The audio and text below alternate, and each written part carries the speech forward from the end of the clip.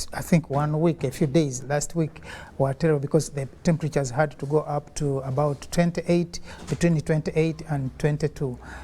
But yesterday, surprisingly, we received rain. So it was a beautiful rain. Apparently, when I was moving between Entebbe and Kampala, I realized there was no rain in Entebbe, but at least for us in Kampala, we had that afternoon shower, which was very interesting. So in Kampala, it is a beautiful morning today, and I'm sure many other parts of the country, being a morning, still cool. I know there are some parts of this country, especially in the northern part, and some parts of Lake Victoria area, which were extremely hot. We have also at least recorded some also exceedingly hot temperatures across the continent, but also aware that we had hurricanes in the islands of Madagascar, and I'm sure by this morning I'm told the number of deaths that have been reported. So these are some of the issues that have been trending on the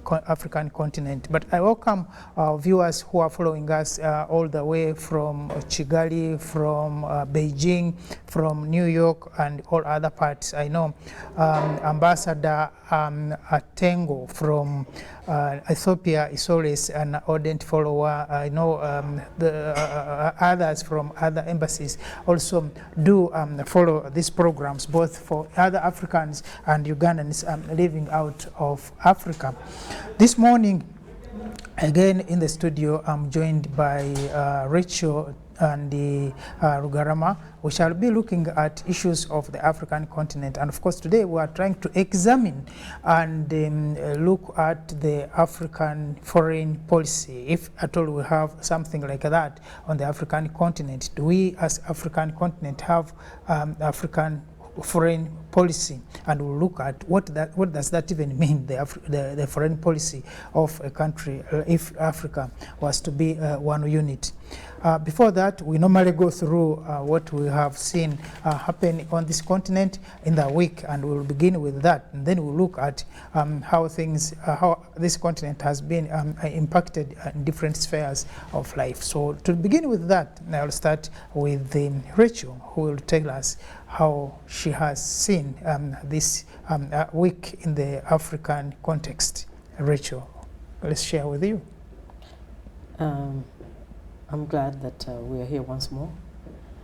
Among the more important things, as far as I'm concerned, on the international stage, has been the fancy footwork championed by the US President, Mr. Biden, who's been working feverishly to make sure that the anti-Russia bloc remains together, because today is the first year anniversary since Russia made its latest incursion into Ukraine.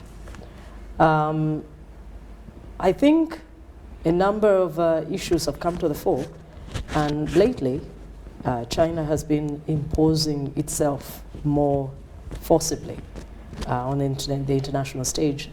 And a few hours ago, the Chinese foreign minister was in Russia, showing publicly that they are a force and that they have their own interests to protect.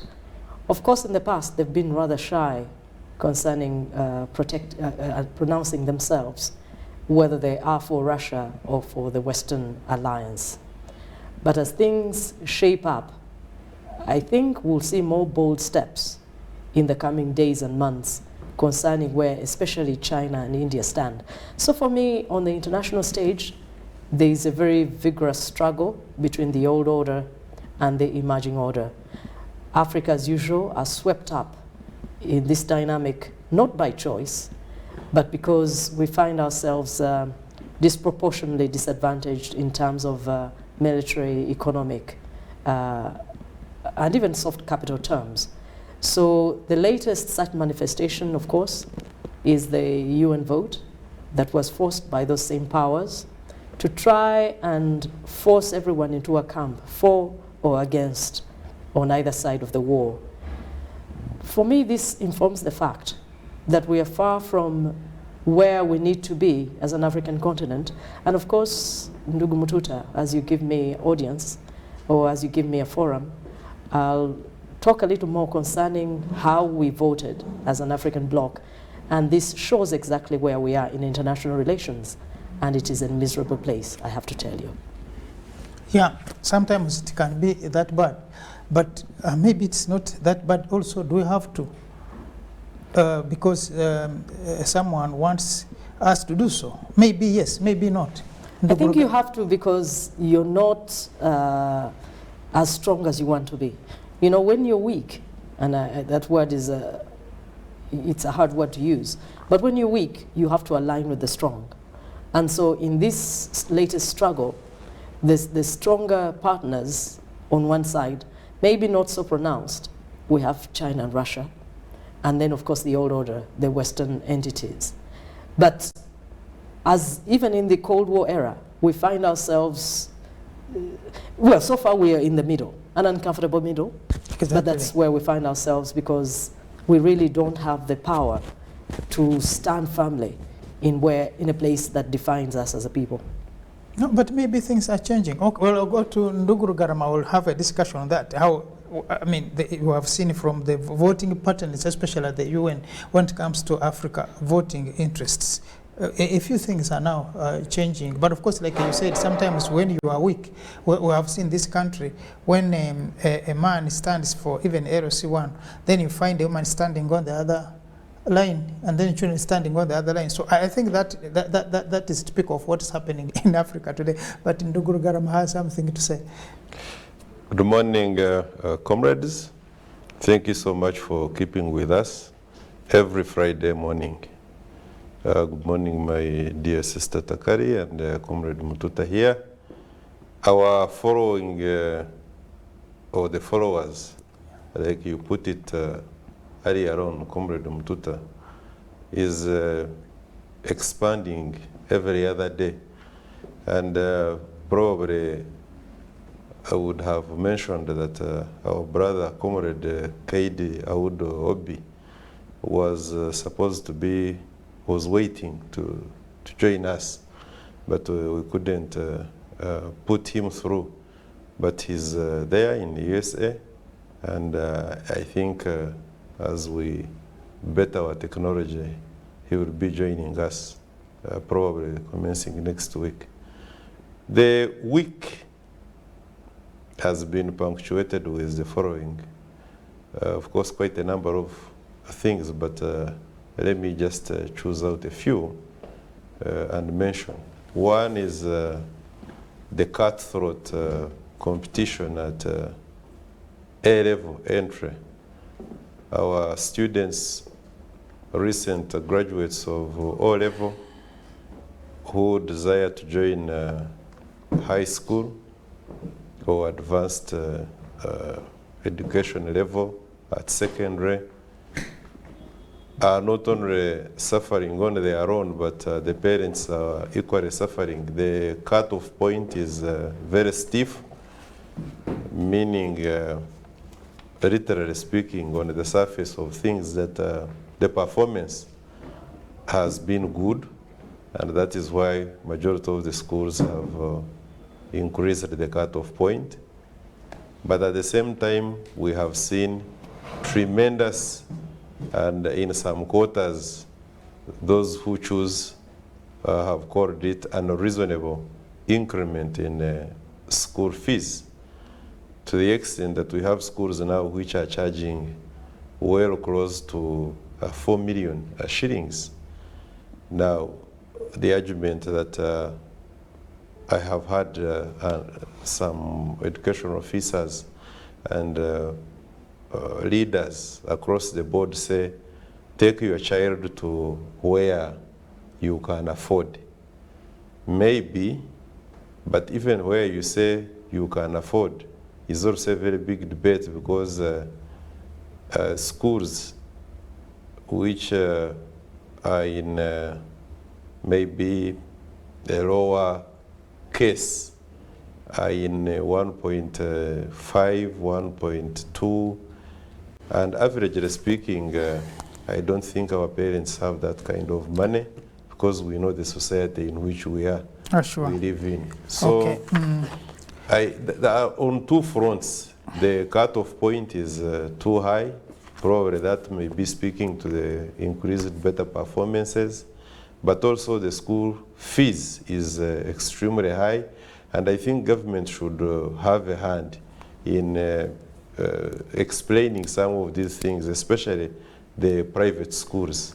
Yeah. Then maybe finally is what my sister Rachel has been talking about, the American grappling with her foreign policy now, because it is no longer as it used to be, and understandably so. I think this issue of Ukraine has greatly exposed some of these powers, because one, it was expected that certainly with China being a member and Russia, of course, being a member of the BRICS, there was bound to be unity whenever such an occurrence of this manner happened.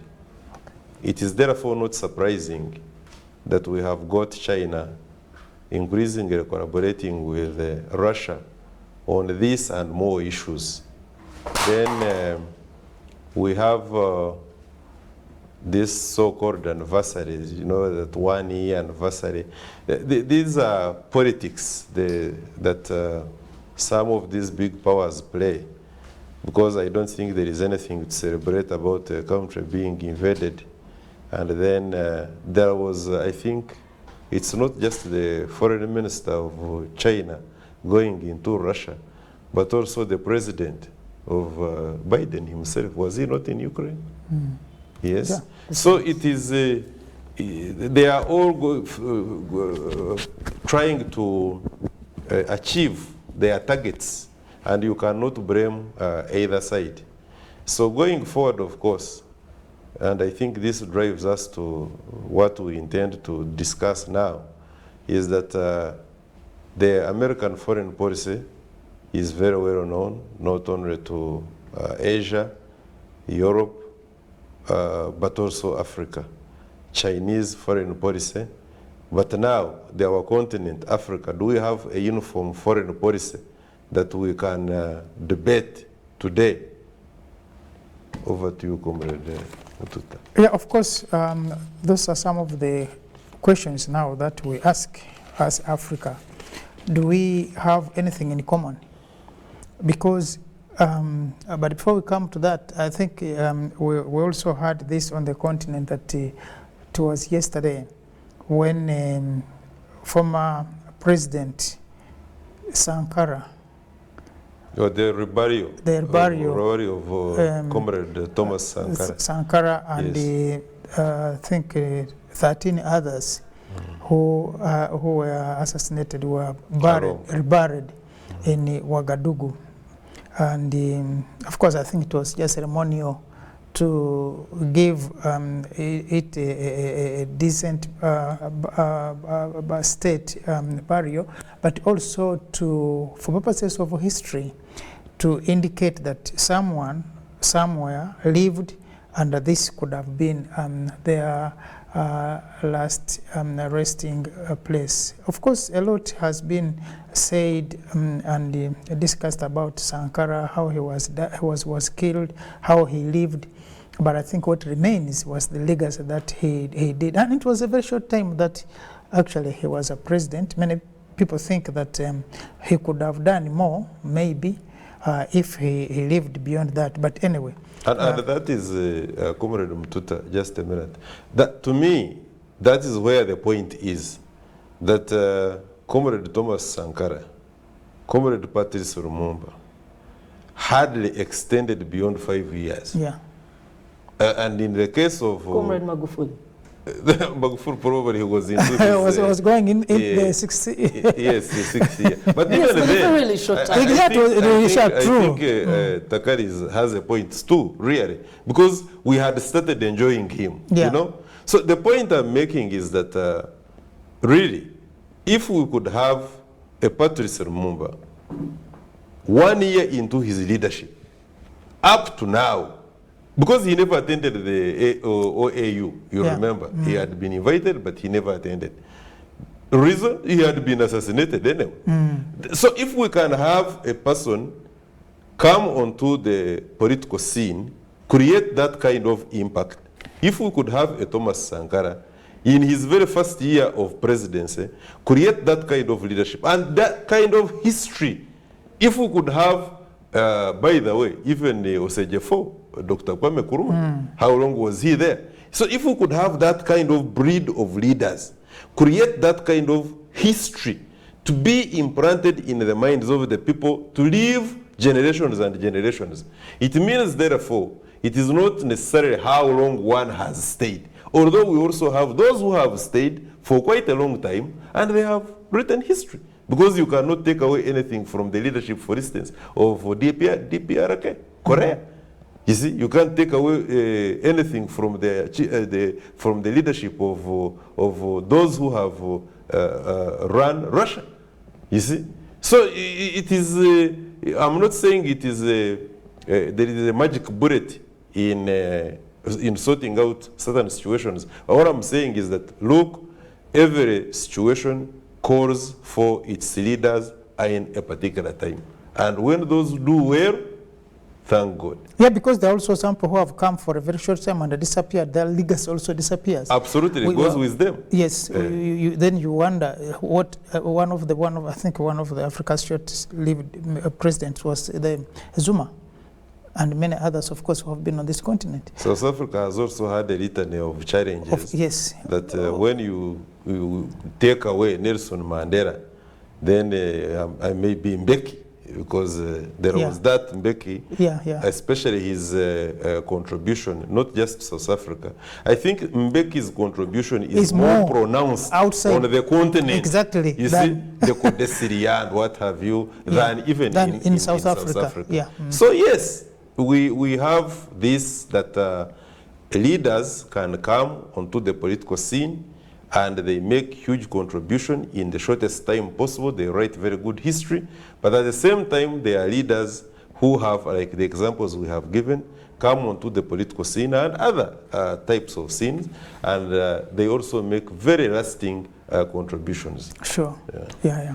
So it is, sometimes it becomes a bit tricky. I think each particular situation, each particular leader has a specific role. And sometimes the way people sometimes come in leadership also matter. When you come in leadership, what are you inheriting? What are you passing on? All these questions, I think, fit into that time frame. But you see Sankara with a very short time, but the history. Look at the example of our dear comrades in Cuba, for instance. Yeah. Look at the contributions of El Comandante Fidel Castro. You can call it anything, like the Western countries have wanted us to believe that this is dictatorship and all its attendant ripple effects. But this is a country under leadership that maintained its independence. They gave her people decent lives for a very long time and warded off the intrusion and the incursions of America into her territory for a very long time. Even under sanctions. You see, and even under sanctions. And also made very meaningful contributions to the rest of the world. Yeah, and Africa in particular. You can also read from Gaddafi.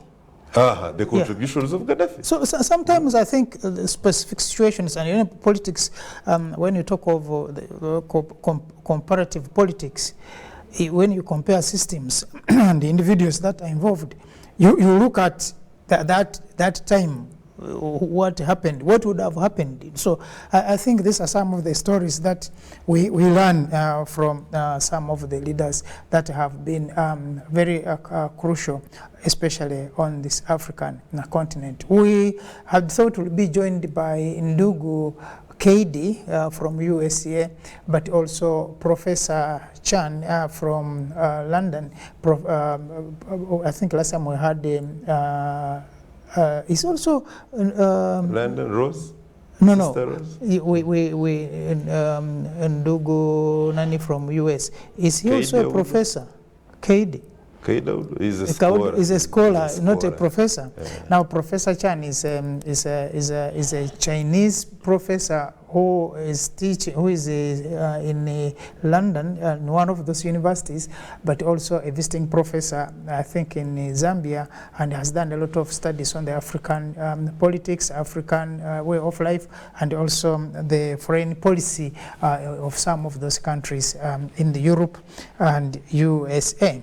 So today, we want to look at this issue of the Africa's foreign policy. Now, when we are talking about foreign policy of any state, of any community, we are looking at how a country interacts with other countries at bilateral level or multinational levels. Now, Africa being a unit, a community of people, how do we influence? Because the purpose of foreign policy is to influence what other countries do with you, how they feel about you, and what they say about you.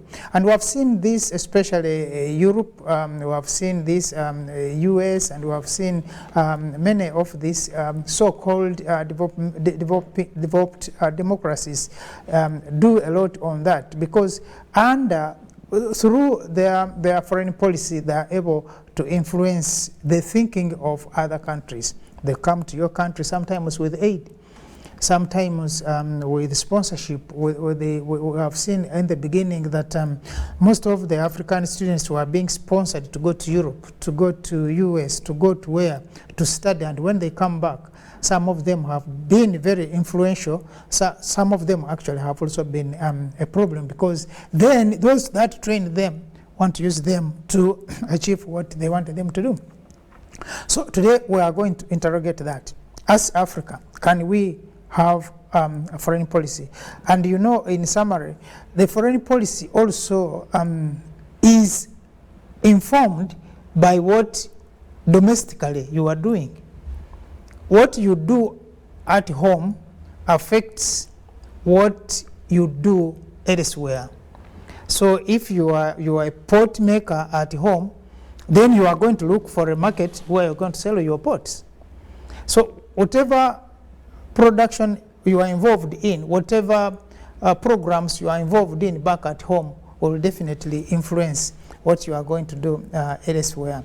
Now, as Africa, as a continent, as a community, as a people, what do we do that we need other people to do with us? And unfortunately, maybe we shall not have Professor Khan, because Professor Chan is very cardinal and critical on that issue of how Africa can influence other parts of the world. So, Nduguru Garama, do we as Africans look at ourselves having a policy? Can we come up with a one policy that can be thought of or attributed to us as Africans? Because you have seen, and last time we were talking about it, that you are talking as East Africa, you are talking as Africa, but again you see these movements of specific smaller units trying to cut deals even outside some of these arrangements. Can Africa come up with a policy that we can be proud of as our foreign policy in dealing with the rest of the world? Thank you so much, Comrade Mtuta. The question, this topic of ours actually presupposes that Africa is like United States of America.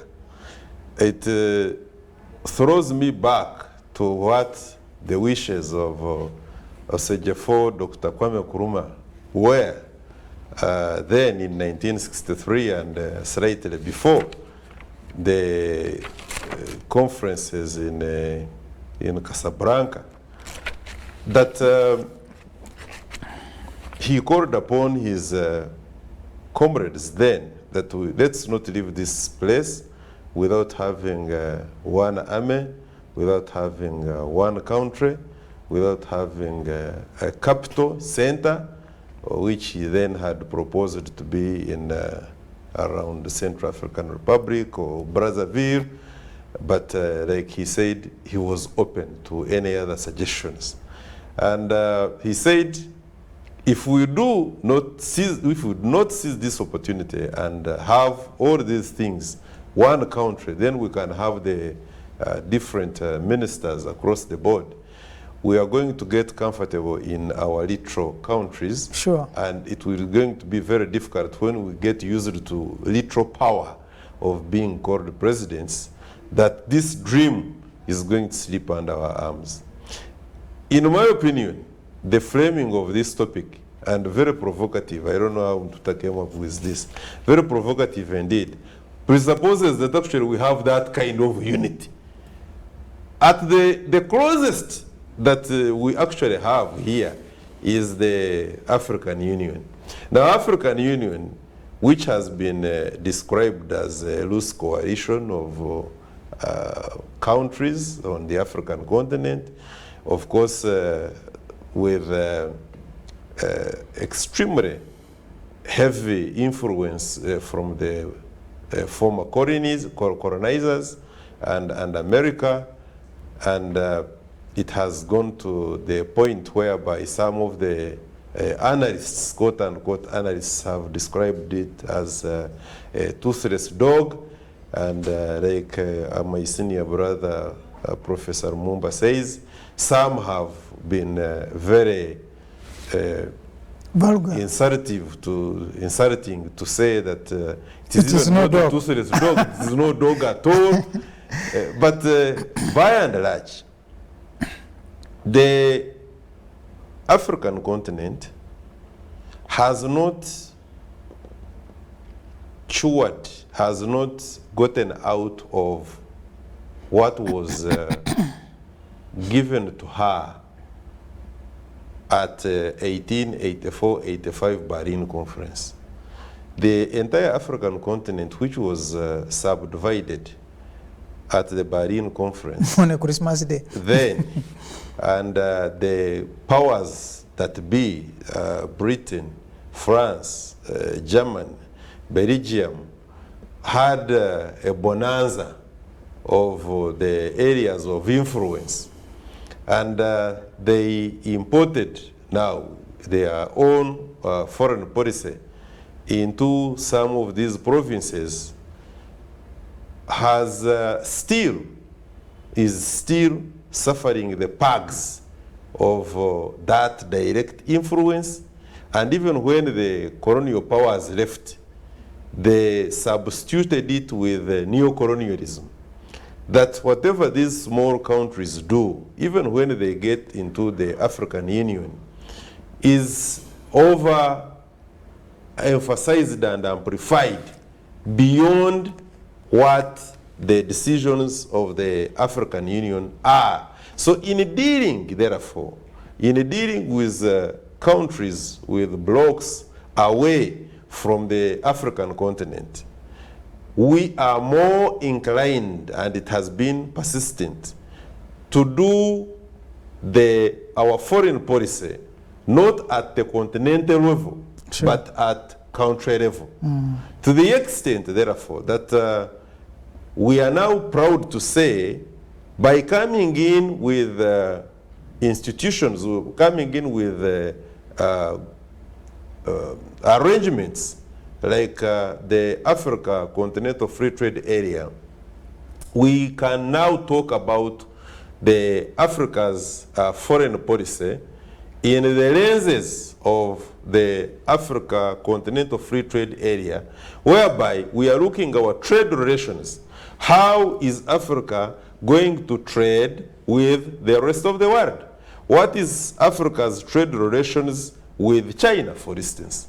There was an agreement that was signed between Africa Continental Free Trade Area, which is now African continent, and that will be our foreign policy. Because our foreign policy as far as trade is well articulated in the agreement signed between Africa Continental Free Trade Area and China. Sure. Now, the European Union, our trade relations, at the other time, the president of the European Union was complaining that we have got the ability as the European Union to carry out heavy infrastructural development on the African continent. But we are not going to do that, and we don't feel comfortable doing that. We can't inject our money to put up very good roads, improve water transport, air transport, when actually the kind of arrangements, trade relations, trade deals are mainly between Africa and China or Asia. So it therefore shows you that we are improving our foreign policy as far as trade is concerned in that arrangement of Africa Continental Free Trade Area. But if you asked me, I will tell you what is so prevalent is that even when we have got regional groupings, because even before we go to, which is now emerging, because we are moving phase by phase, Africa Continental Free Trade Area is progressing. It is work in progress. I mean, if European Union has been and is still work in progress, then what about Africa Continental Free Trade Area? It's certainly work in progress. Even the African Union, which is described by some people as a toothless or no dog at all, is also work in progress.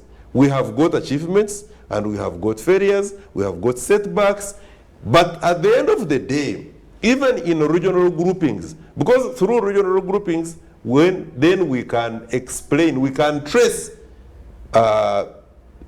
sub-Africa foreign policy towards other foreigners, if you may want to look at it that way. Foreigners. What is, for instance, East African Community trade policy, East African Community diplomatic policy between ourselves as East African bloc and say Britain? A situation whereby, what is our agriculture policy, for instance? You will find that Kenya recently went into GMO. Now the GMO kind of agreement it allowed at that level was without consultation of the East African community, since she is a member, and therefore we do not have a uniform policy to our foreign friends like Britain. But is it out of, we're coming to Rachel, but when you look at it, is it a part, again, these are some of the things that we have been talking here, blaming the colonials, blaming the West for not wanting us good. But you know, when you come to think about it, again, talking about Kenya, I think Kenya is one, not a country.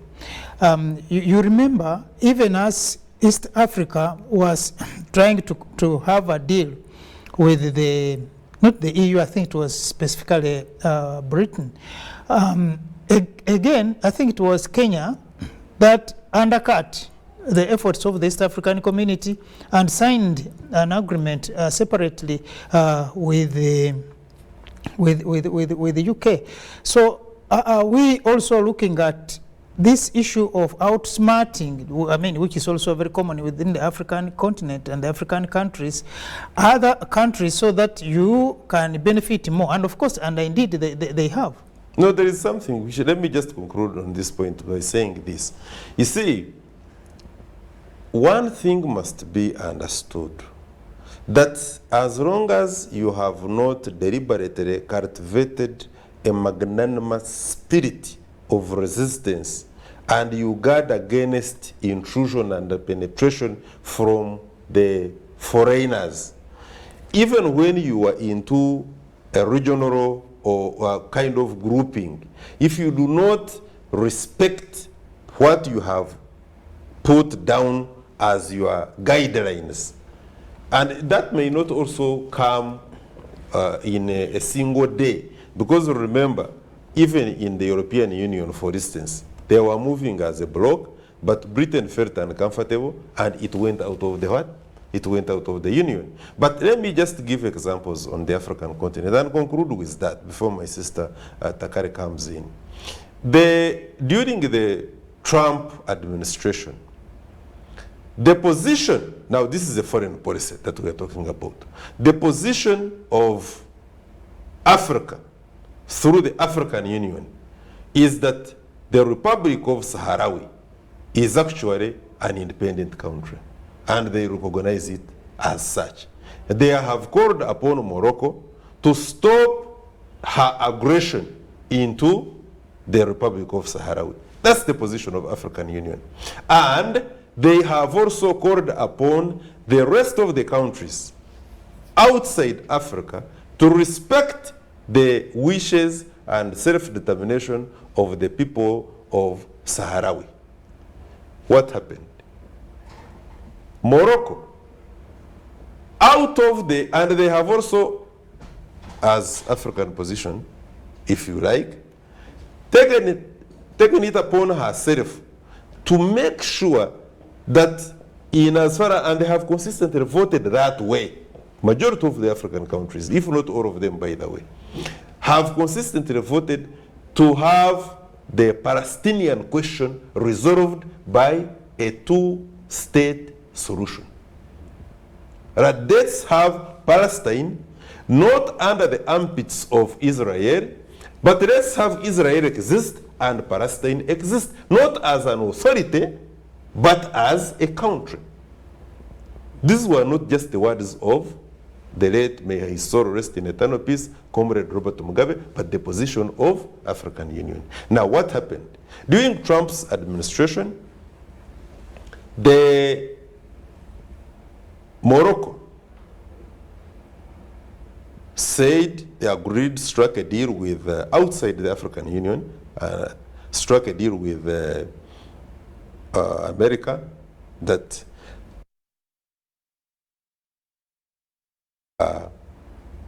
being in Republic of Sahrawi and harassing them the way you want to harass them, and in turn you are also going to recognize the existence and the independence of Israel.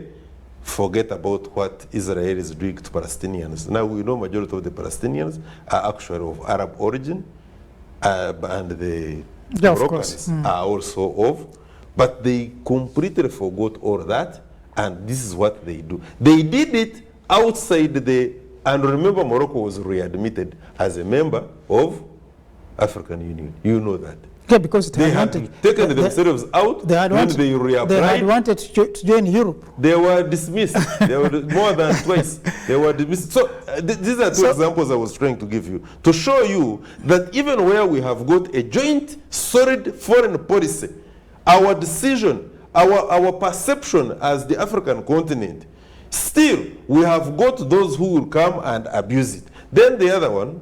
Yeah, because I think she was talking about it, the issue of being weak, that you are too weak, that even what you may want, you may decide, doesn't even matter. I think she was raising that point.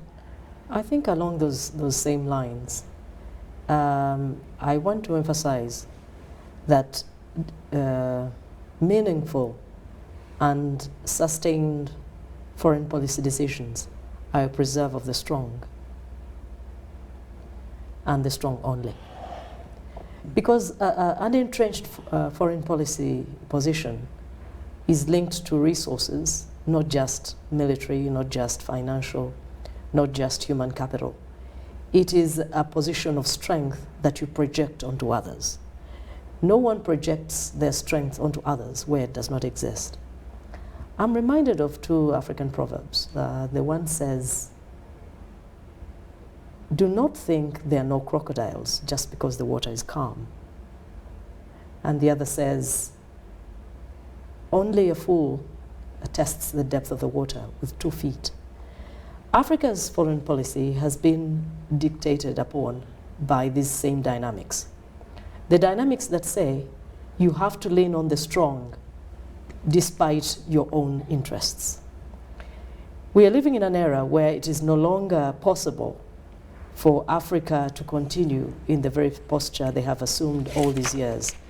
Initially, when we started the modern era, and that is the post-colonial era, for most countries it was in the 60s, it was very clear where most African societies stood. for the simple reason that we had a common enemy, and that enemy was the colonizer. Most African positions were that the white man needed to go. It was a simple and easy consensus. We woke up one day and the white man had largely left. Therefore, we evolved to the next stage, which says, okay, we have to defend what we have. And therefore, stability became a preoccupying force. But in the intervening years between independence and the emergence of a global force that was not the colonizer, we had to find our place. When we started our journey of independence, the dominant global forces were the Europeans. You have the British and you have the Germans, you have the Portuguese and the Germans. But a day came, mostly in the 60s and beyond, when America overtook the Europeans as the global power. And therefore, we scrambled to find our light in the shade of America. Lately, China has been very strident in occupying a place after the collapse of the Soviet Union, which was a balancing force concerning American dominance. But then when the Soviet Union collapsed in 1991, there was a vacuum concerning where exactly Africa needed to throw its lot. At this time, China has filled that place, and many Africans are showing their readiness to actually define themselves in terms of the Chinese agenda.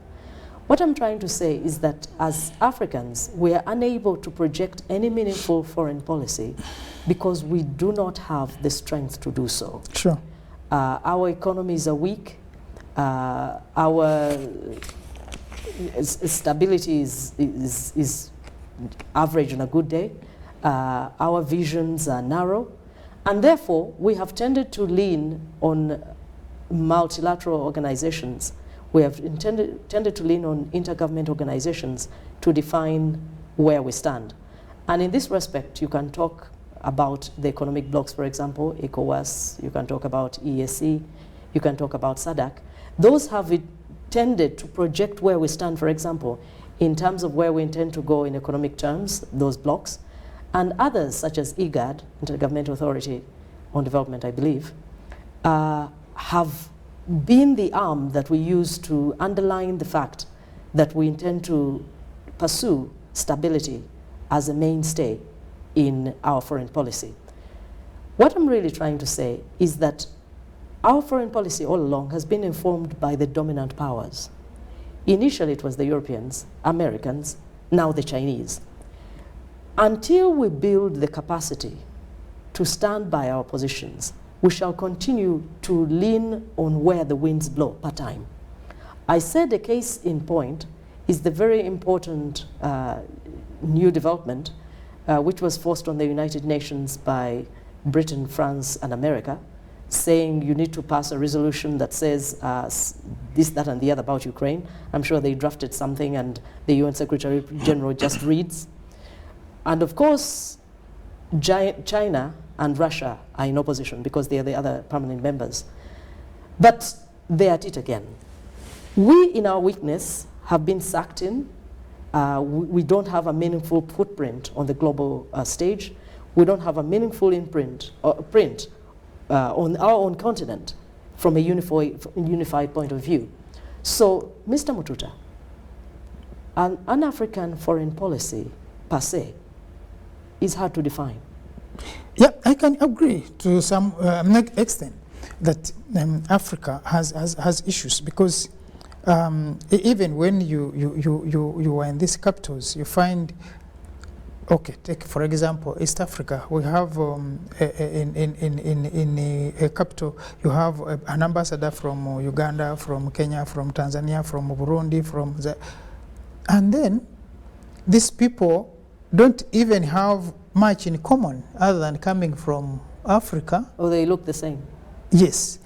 And then when you look at what they are doing, they are almost doing the same thing, trying to lobby here to get some funding here to try. And someone has, if someone is visiting these countries, has to move from one embassy to the next to get all of these visas so that they are able to travel down to Africa. But it's also possible that by the time you get the last visa, the first one has expired, because you have to go all around in these places to get all of these visas. But at the same time, when you come to think about it, I think it is a kind of, you know, in foreign policy, there is what called diplomacy, which is, according to Professor Rank, he says diplomacy is just a tool of enforcing the foreign policy. So through this diplomacy, we are able to communicate and relate. But he also, I think, puts up a number of issues when it comes to foreign trade, and because you know, when you are dealing with this foreign policy, for example, coming to Africa, you know, different African countries have different foreign interactions and agreements with countries like Iran, with the countries like now China and Russia. So you when it comes to their relationships, Europe will be telling them, this is what we as friends, this is what you think. He mentioned Israel. So you find that we don't have a common position on any of these issues, because either these positions are individual to individual. For By example, the way, on that part of Israel, just for information, our chairman or president of the African Union went to unilaterally himself. He admitted Israel as an observer state in the African Union without the heads of states' input. But you must have seen what happened about a week ago. They were ejected out because the presidents said, no, we don't need these members here. And the security ejected them out. He said, we can't have Israel as observers in the African Union. They were taken out. So that is the position. Foreign policy, African foreign policy, as far as Israel is concerned. but No then, observer status. yes, but then is that when you come to that, Israel will also tell you its own stories, because these people who, by the mere fact that the president allowed Israel to be there, and by the mere fact that the African leaders who think that that relationship with Israel should exist, but also Israel also feels that it is a lot that it has done with Africa and needs that friendship with Africa. And when we come back from a break, we'll continue from there to look at some of these dynamics, that how, I mean, this foreign policy of this continent can be shaped to look at the interests of the African people, but also address a number of salient issues that affect the people of Africa. So don't go away. We are going for a break shortly. We'll be back on the screen with more discussion on this topic. Thank you.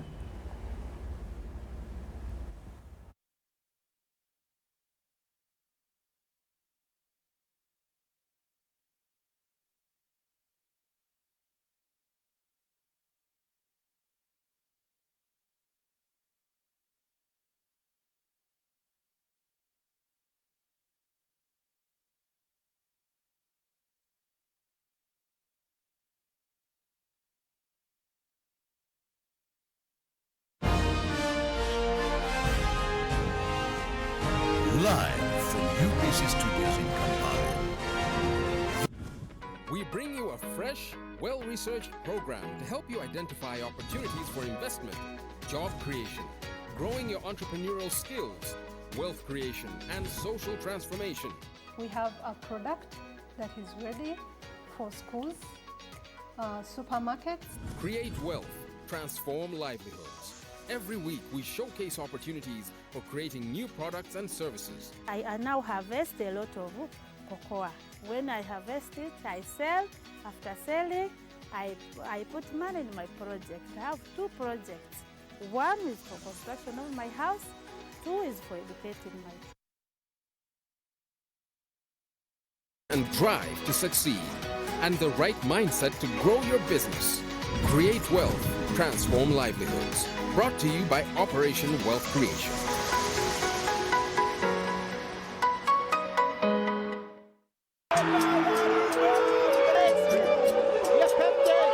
Certainly it would have made his famous father proud. And the 18-year-old.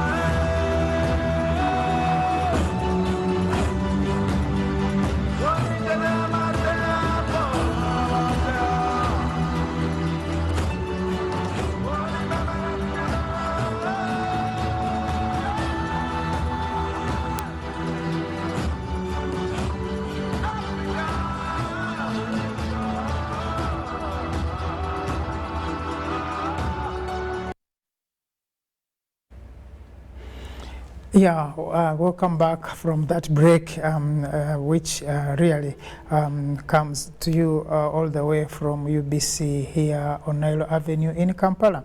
We are still discussing the issue of Africa's foreign policy, and by the time we left for a break, we were talking about issues of African relationship with Israel, and we like colleagues were putting it, that some of these relationships between the countries of Africa and some of the foreign countries are personal to holder, and as a unit of Africa we may not have influence on that, but then you look at, can African Union come up with a solid policy? Because like we observed from the beginning that when we are talking about the foreign policy is influenced by what happens at home. Africa, what are we good at? Maybe or better than the rest of the world. And how can we with the rest of the world? We are talking about Israel. I think Israel has a reasoning that has also, like Russia, been working with specific particular African countries in their their security systems. I think Israel has, including Uganda actually, been training some of our officers, and Israel has also been doing a lot in terms of equipping some of the countries. So I think some of these countries have that obligation to maintain that friendship, but at a continental level, do we have anything common with Israel? Maybe yes, maybe no. And so the issue of Israel can also be looked at as one of the sticky issues, especially when it comes to Africa's relationship with the rest of the world. But that also comes even to the issue of and we discussed it at some point here, the issue of Russia, for example. The issue of China, other than building the magnificent headquarters of the African Union, as people of Africa, what are we benefiting from China? What are we benefiting from Russia? What at the continental level, leave alone the specific countries? And when it comes to our problems, like we did mention earlier, that when you, and according to Professor Van Leopold, that when you are looking at issues of these interactions within the bilateral and multilateral relations, you also need to look at issues of trade. How far are we trading with you? You did mention, I think, in the Guru Garama, talked about our trade with Europe. Why should Europe says, well, we can do a lot, but why should we do a lot with people who are not trading with us? If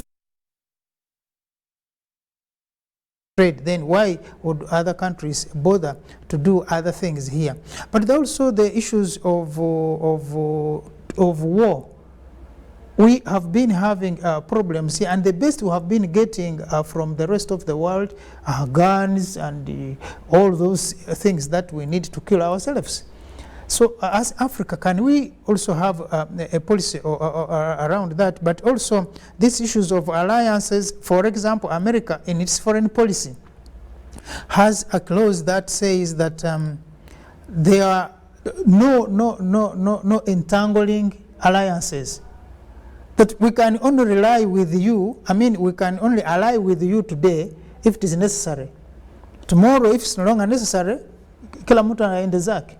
I think that is Comrade Mtuta. I think that's what Sister Takari was talking about.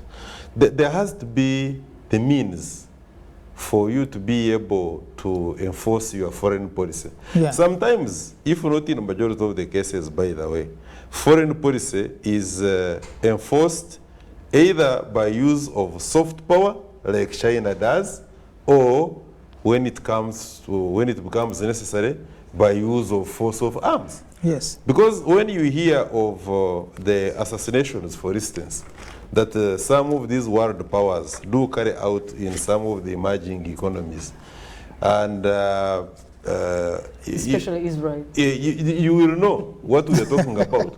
We will know that they are now pushing for their foreign policy. Exactly. You are a stumbling block, you as a country or a group of countries. If, for instance, American foreign policy, I will give you a few examples here. The Cuba has been looked at as a stumbling block, a lower part of America, the Americas, South America. When you look at, for instance, Bolivia, you look at areas of this, which other, this country with a lot of oil recently, which was being bombarded by, that was at the height of Trump's administration, Venezuela. When you look at all those countries, that stretch of those countries, and because of their strong alliance with Cuba, they even enhanced the economic embargo during Trump's time, which Barack Obama had lifted. Yeah. You know why? Simply because the foreign policy of America of encouraging the conglomerates, American conglomerates, to go and exploit the natural resources of some of these countries, the Cuban administration, in liaison with the administration of Maduro, had curbed that, and therefore that policy, foreign policy of exploitation, could not thrive. And as such, it was very necessary for the leadership, the Trump's leadership, to emphasize that foreign policy of theirs and make sure that they destabilized Venezuela and also punish those who were allying with Venezuela and the leadership. Now, you can see, therefore, that foreign policy must be, if either by soft power or by outright use of the JACO's military means, be exported, emphasized. In the same way, therefore, it becomes very difficult when you find the African continent trying to do all it takes. Look, at the time when the African continent was trying to get independence, and the majority of the countries, about 23 or so, had gotten independence and were forming the Organization of African Union, the the brand of politics that were carried out at that time were not helping the foreign policy of America. In other words, Africa was gradually and radically shifting from what it had been designed for by the colonial master. Yeah. Therefore, Africa was getting a new way of dealing with her foreign friends. The development of that foreign policy, therefore, at that time was that they must deal with us at our own terms. And you saw what happened. One by one, Kwame Nkrumah is chased away from the leadership and later on dies.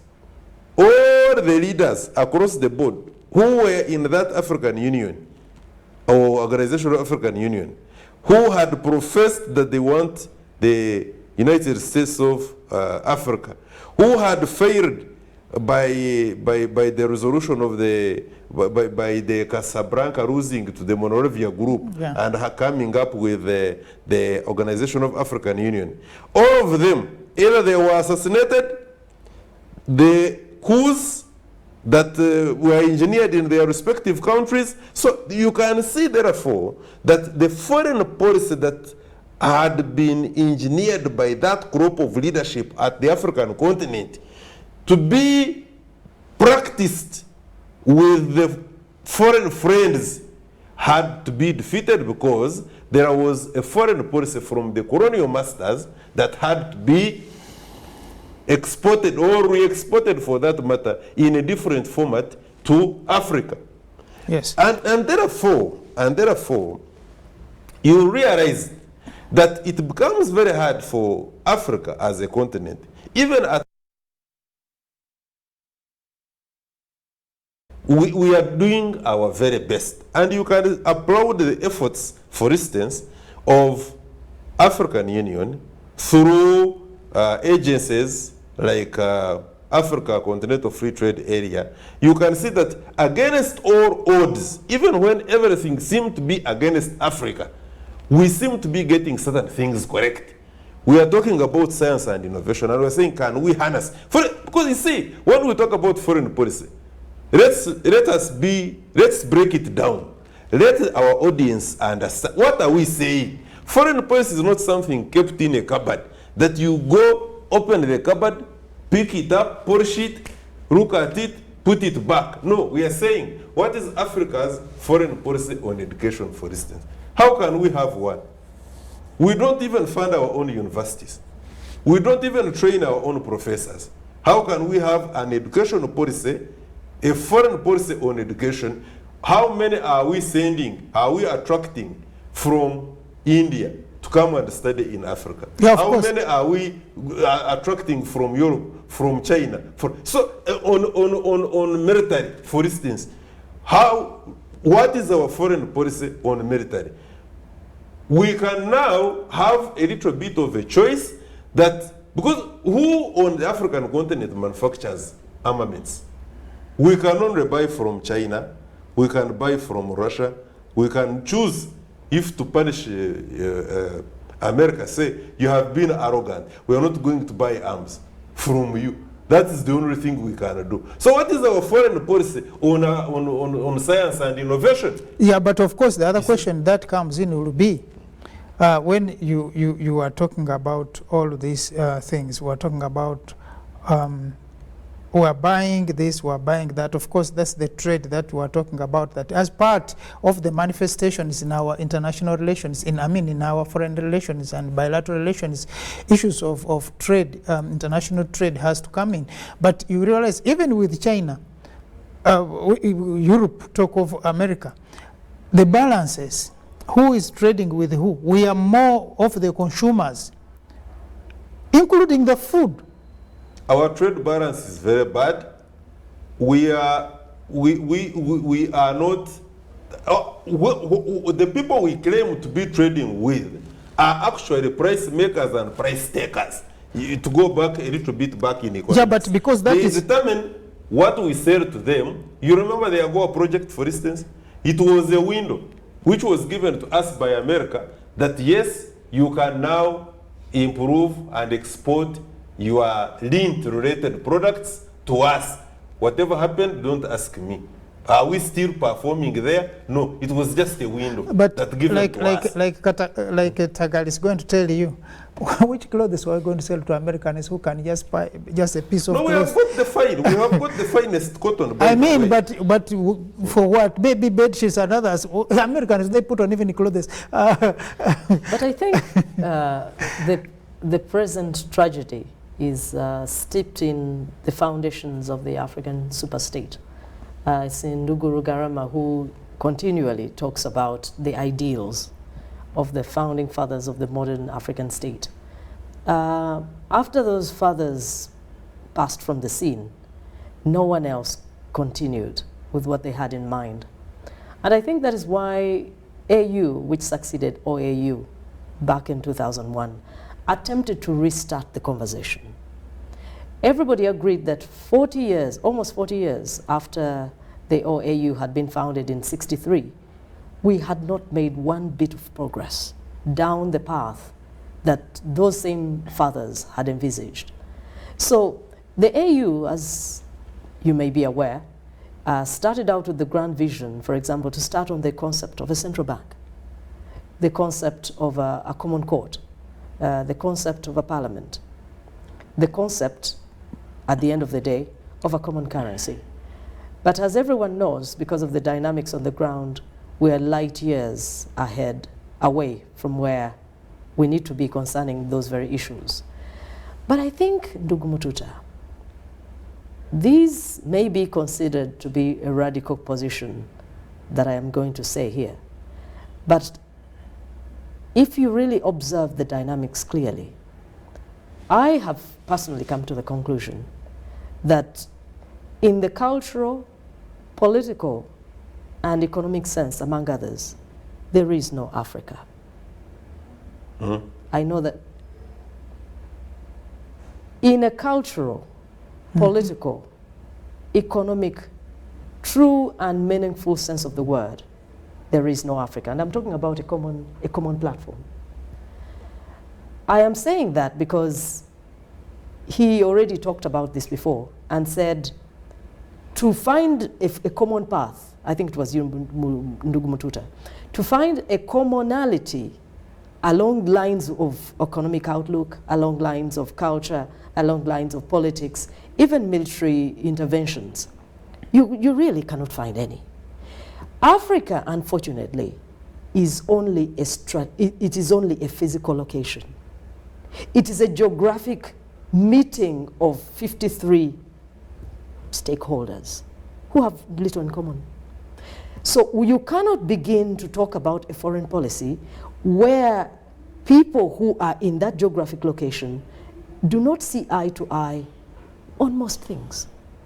So how are you going to forge a common front when you agree on nothing? So the founding fathers who started by talking about we must establish commonality before talking about engaging foreigners or those ones across the seas is rational. It is logical. Because when you come as strangers who are also neighbors, who are also in the same region, gathered to promote your economic interests, you'll begin by arguing among yourselves. Before you know it, your mission will fall apart. That is where Europe and America have succeeded and where we have not. And of course, because China is more homogeneous and India. But the fact of the matter is, America in particular, is made up of every nation under heaven. I don't know very much about Europe. But the fact that they have established a system that inculcates their common values and their common interests. Mm-hmm. That is why, for example, the Secretary of State, no, the Secretary of Defense of America, who's our equivalent of Minister of Defense, looks like you and me. He's a black man, a dark black man. But if you sit across from this man, he will be championing the interests of America, even if you look the same way. The day we sit just like we're sitting here, and we're sitting across from China, and we're sitting across from Turkey, and we are totally locked on the same path, and there is no separating what you say and what I say and what he says, our foreign policy will begin. In short, the African foreign policy has not started. But yeah, sometimes I agree with you on such a point, and sometimes, of course, for purposes of this discussion, to look at it in more detail. One thing definitely I agree on that is that again, when you are looking at international relations, the issue of geography is very important. The issue of location. Americans, for example, when they are relating with the rest of the world, they start defining their foreign policy from the issue of their geographical location, that this is America. So because you are in that location, your thinking is focused on that on the America's foreign policy. That's why I think it was Trump that brought it out very well, that everything is America, America first. And for him, that was very important. And I agree with him. But when you look at Africa, one of the problems that we're having with issues of even this geographical location is that we have India claiming that some parts, especially in the islands. Mauritius. Yes, they are more Indian than Africans. Madagascar. Yes, Madagascar. When you go to northern Africa, you have the Arabs who seem more connected with the rest of the Arab world more than the black Africans on this continent. Then when you look at some specific countries that want to behave like they are more, we are talking about when we were starting, that looks towards more European than Morocco. More, yes, Morocco, that looks to be more European. That try to enter the EU. Exactly. Now, so they think. Yes. So these are some of the problems. So if you are going to have, unless you are going to address these internal dynamics, then it will be difficult to come up with a solid policy that will promote African interests outside of Africa. But even at that, what are we doing? Africans were farmers. We are mining. We were producing footballers and other athletes. We are also doing things. But regarding that issue, how much are we doing so much for ourselves in terms of education? Why should we have an education system that we cannot rely on, that someone has to help us to push? How can we have research which is only being engineered by other foreigners for us to fit in? Why? Besides the Comrade Mtuta and our dear audience, you see, the colonial masters are actually the ones, the best researched work is in the former colonial master countries.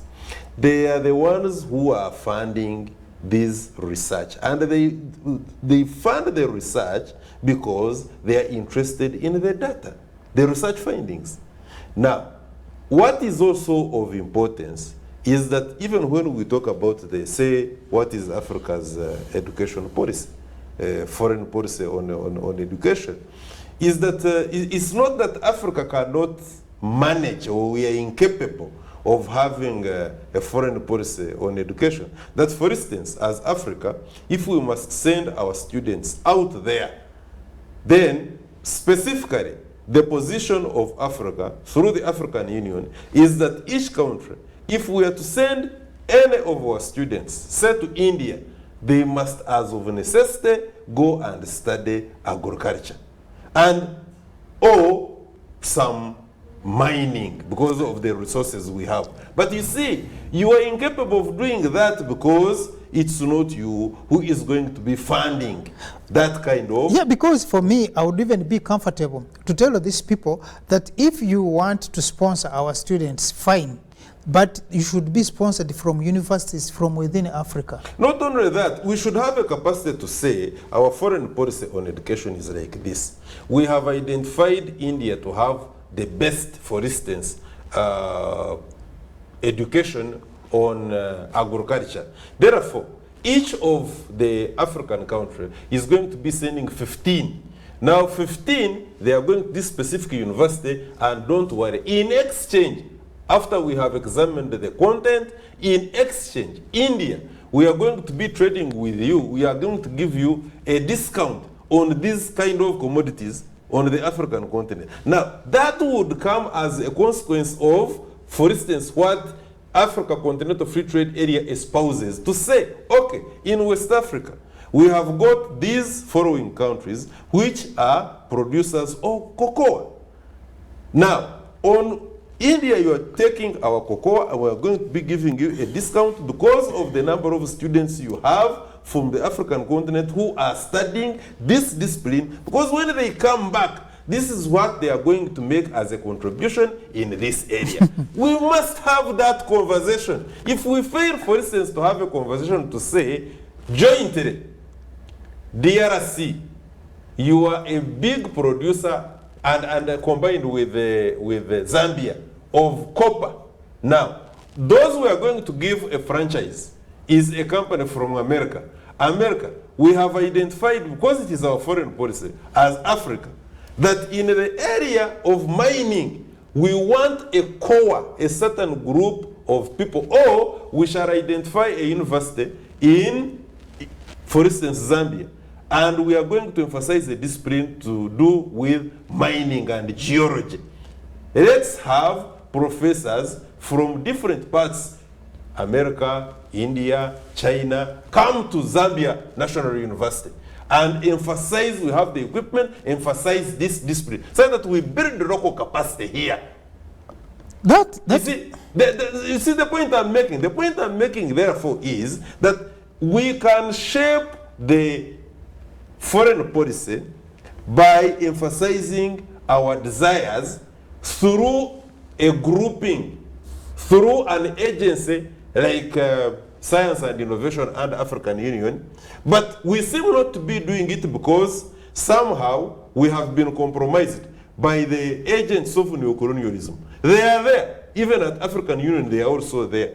Now what happens is that because we don't have control of the people who come and occupy those offices, by virtue of the nature of education that they obtain, they go there and they are recruited into spying, and they are not working for African Union, but they are working for the interests of those people who trained them, recruited them. But you know, before Rachel comes in, part of the problem has been because of the leadership that we have on the continent. Because you're exactly where I wanted to go. Okay. You're exactly where I wanted to go, for the simple reason. This, and I have to call it a tragedy, the double-edged knife that is the said African foreign policy is underscored by the fact that foreign policy in most African states has been personalized. It is hard to find an African state whose foreign policy is not an extension of whoever is in power. In other words, states that have executed foreign policy successfully, it is a system that is over and above whoever is occupying the highest place. And we can see most recently that hadn't that been the case in some of these places, most notably America, Mr. Trump's foreign policy would be what is at play as we talk. Because Mr. Trump was a very forceful individual who went about defeating the national foreign policy. But he found that the bureaucracy of America is very old and very stubborn. He succeeded in being ridiculous, but he could not uproot the juggernaut that is the Department of State. So ours, because the systems were not sufficient, were not well developed by the time we took charge of our own affairs. And subsequent governments have actually invested in weakening the systems so that their personal intentions would take center stage. And so, whoever's occupying the top office in most cases determines our regional interactions. His or her intentions concerning international actors is what is now said to be the national position. But personal positions and national positions are rarely the same. Sometimes they coincide in the case of extreme patriots or statespeople, but most human beings cannot resist the temptation to impose themselves on the existing order. I'll give you an example more recently, because Kenya is not far from here. There have been voices that say that some of the decisions being taken by the current occupant of State House, Mr. Ruto, are a personal challenge to his predecessor's policies. Not Kenya, it is not about Kenya. They are saying for him to now say, Uganda, bring more milk. It is because he's extending his war with the predecessor, who they say had stopped milk for his individual benefit. Even if the books say Kenya had concerns about the quality of Ugandan milk, there are some who say the previous occupant of Kenya's State House had a personal interest in safeguarding the milk market. The milk of Kenya. business, yes. And so they say, this one opening up the milk market and easing the restraints of his predecessor are a personal thing. In the mix. Is it not part of what the East African Treaty commends? Yes. If that is the case, then you could also say that the predecessor was acting personally and not according to the law. So what I'm trying to say is that the foreign policy in many of our countries exists, but it is superseded by the interests of the current leadership. And so, even attempts like Nduguru Garama, attempts to put those things, or commit those concepts to paper, have already been done in many cases. But the lack of love for Africa, the lack of a vision for the superstate, the lack of a commitment to a common cause is self-defeating. And that is why we are not making that much progress. Yeah, because maybe the other problem is also, again, talking about leadership, is that the way some people come into leadership could also be problematic, to the extent that you find that some of our leaders a project of a foreign policy from another country, that these people help you get to power, and we have seen this happen in many countries, and as soon as you get there, then they begin telling you what to do, and you are not going to do against that. And partly and mostly, and the biggest problem of Africa now is that you cannot have these leaders all coming together to take decisions that the founding fathers of this continent could have taken, because for them, they came on because of the public command, that the people wanted these people to be there as leaders. But now we have people who have been helped to be there. And this is now, they are telling us about these democracies, but maybe the democratization process has also had issues. So when you look at all this, it means then therefore maybe Africa needs to have a step back and say, how did we come this far?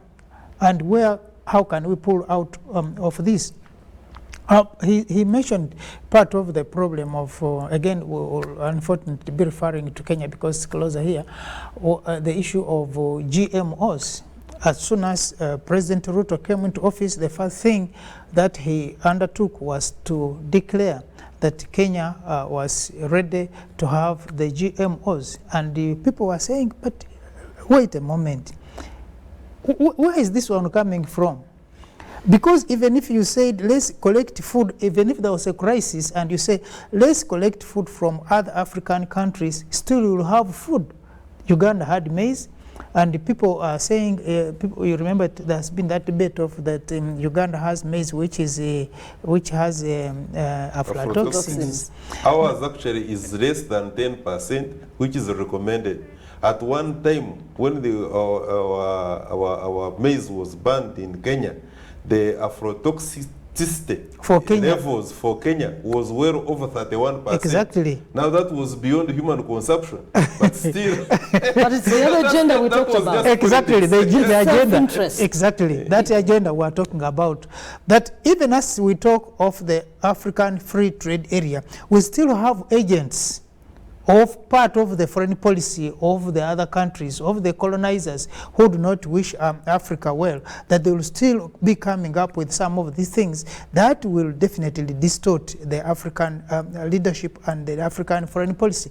But what needs to be done and what needs to be looked at is to get back and have leaders who are going to be for Africa. Unfortunately, there are not many, but fortunately, there will be people who at least will have at least the feel and passion for this continent. We have seen this happen, because when you want to go alone, you may not go far, like the English says. And we have seen this happen with the UK when it pulled out of the European Union. I think within 1 year, how many prime ministers who have had shut down? And they are not about to end. Their troubles have just started. Exactly. Actually, I think the next kind of voting should be around whether to rejoin European Union Yes. or not. And the wisest decision, I'm just giving them free advice, they don't have to pay me, is that they should go back. Yeah, maybe some of the supremacists are not willing to go back, because the premise was that, you see, we're paying a lot of taxes, we can stand on our own, we have that pump is long gone. And you see, people must realize, for instance, that when they were still squabbling and making all sorts of, that big hype that our dear friend, the former colonial master, Britain has had for a very long time is just in textbooks, because just not so many years ago their economy was overtaken by India. They are no longer number 4. Yeah, because of course the other issue is that when you look at the infrastructure that the European Union has put in place, it will be a very difficult, even countries like I think Sweden, which are not in the European Union, although they are willing members, they have stood to benefit from areas of trade, because when the Europeans, I mean the Britain decided to leave the European Union, the financial institutions moved out of London, and many other businesses, and you know, those jobs that were taken will not come back. The businesses that have been killed as a result of that, people will be doing badly, and no wonder when it came to COVID, they were the worst hit. Now, even up to today, we still have some of those problems. Now, you realize that coping from that... There is strength in becoming together. Exactly. And you see, what makes this debate very interesting, Comrade Mututa, is that Britain should be the last country to talk about withdrawing and remaining in her own share. Reason being, these were the expansionists of the yesteryears. They are the ones who were building empires outside that small island over the years. Now here is an opportunity. If really you are a team player, like they wanted us to believe when they were conquering and having principalities away from their small island, that they were trying to extend their tentacles and be pro-people, and therefore that their wishes for other people to be good, to be okay, were anything to go by. Why now can't you come to the pool of the European Union? Probably they realized that they were not going to be the big fish. There were bigger economies like Germany, bigger economies like France, and therefore they could not take this business of being bossed around and their words not being respected and taken without any deductions. Now, because they were used to a situation whereby they were bossing other people, but time has come. Things you have must changed. realize that you are no longer the boss. act within your limitations so that you can probably grow out of be cooperating with others. Things change. We have a song in Bugisu saying that bintu bichenjanga. So things are changing. But at the same time, why we are discussing this issue is that African leaders, the African countries, need to know that there is strength in unity. That no specific country is going. South Africa at one point was forming feelings of trying to join the NATO. I mean, it could be as cynical as that, for whatever reason. But we are talking about, we are buying guns, we are buying all the things that to kill ourselves.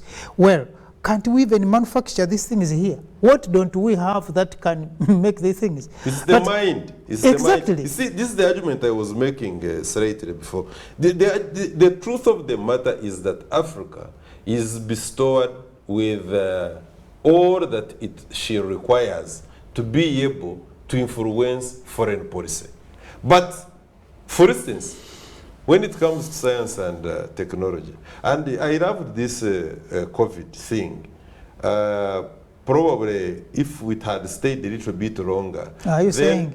Yes, if it had stayed a little bit longer and we were in this kind of enclosure, Africa would have realized that gone are the days when we must rely on others. We must now, you see, the forces of survival will dictate that you either survive or you die. Yeah, if you now, we were at a point whereby we had to look for our own solutions. And because we had started on it, remember in Madagascar, there was the manufacture of that, what they call haba, and then they want to subject it to their so-called international pharmaceutical standards, and then they will say this is not good for human consumption. But we were doing very well when it came to COVID. And people, of course, will try to justify that we were at certain temperatures, African continent, were at certain temperatures where this virus was not able to survive. They have to do something to show you that it was not by what you had produced, not by your brain power, but by forces of nature that you survived. Had it not been that, you would have been wiped out. Now, when we believe that fallacy, that argument, that Africa cannot be able, for instance, to shape her own foreign policy in trade, that if, for instance, through the Africa Continental Free Trade Area, we cannot enhance intra-trade, first of all, we consolidate what we have and we trade amongst ourselves. That we cannot harmonize the issue of foreign exchange. That we must always be, our currencies must be against, converted into dollar or euro in order for us to trade. We cannot have, for instance, the Pan-African payment mechanism to be able to cut on the losses we have in conversion of our currencies.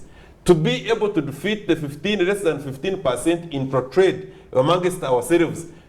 You see, that way, when we make expansion in terms of trade amongst ourselves and we consolidate what we have, then we improve on the quality of the resources that we say that we do not have to ship raw materials. I can assure you, it is in a majority of the cases, the foreign policy in a majority of the cases is informed by, and I think this panel here had that argument, is informed by your interests, what you are producing in your continent, in your country. Exactly. Will inform how you want to have relations with somebody who is a potential of what you are producing. Recently, I had reports that on farming again, because we said Africans, what are we doing? We are mining. We are, until recently, when I think it was the President Museveni who was pushing through the East African region. Now, of course, maybe it will affect the rest of the African countries.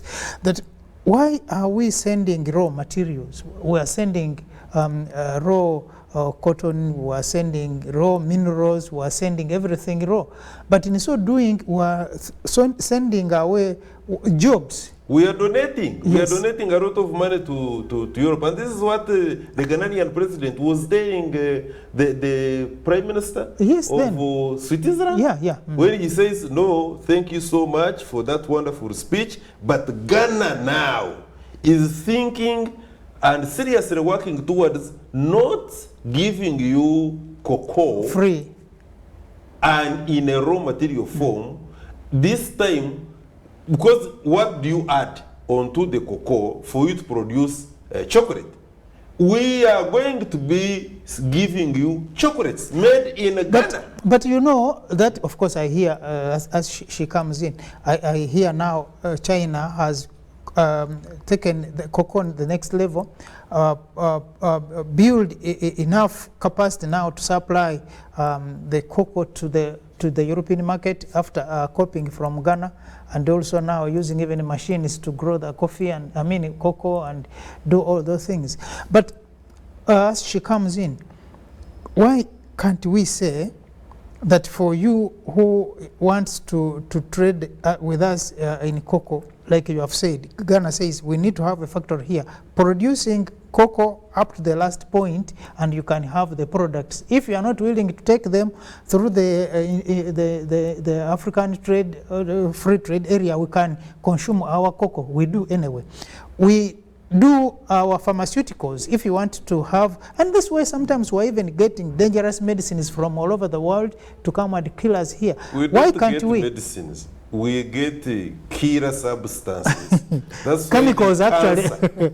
Yeah, is one of the increase. I think, Mr. Mututa, building on what I said earlier, meaningful foreign policy is a preserve of the strong. At international level, there are no charitable endeavors. There's no free lunch, yeah. No. Either you have what it takes or you don't. It's that simple. And if you don't have what it takes, you're swept to the sidelines and life continues. The strong make the decisions and so on and so forth. I think there are two good examples of recent happenings. As we talk now, the Dubai International Defense Expo is underway, exhibition actually. And the Western world was bearing down on the people of the United Arab Emirates and saying they should not host Russia, which is a very major arms exporter, that owing to their many sins, they have no business. Whoever has not sinned. Okay, so the people of the Arab world have been very clear. They will not take sides in this conflict. It is not in their interests. They have important alliances to protect with Russia and also with the West. I remember not very long ago, Mr. Biden made a special journey to Saudi Arabia, and he engaged the Crown Prince. Upon assuming power in America, he vowed he would never be in the same space with this man. But you see, this is about the strong. Saudi Arabia has a very important place in terms of global supply of oil. And after America, they are the largest producer of oil, but it was the largest exporter, but America was the largest producer. Exactly. Recently, America has been kicking up its own exports because of the clampdown on Russian supplies. But the long and the short is that this group of people, having increased their economic muscle, can no longer be pushed around. It was unthinkable in times past for an American president to tell Saudi, do this, and they say, we don't think so. It would have been unthinkable for them to tell Qatar, start and stop here, and they say, I don't think so. But because they've built up the muscle, and that is really where we need to be going. Look at this vote that has just happened at the United Nations. The Western powers got up and said, look, everyone who claims to be part of the UN family, almost 200 people, this is how you must vote on this meaningless and foolish resolution, saying that peace, lasting peace, is what should be in Ukraine. I don't know what that means, a very vague statement. But they want to show that they still have the muscle to push everyone around.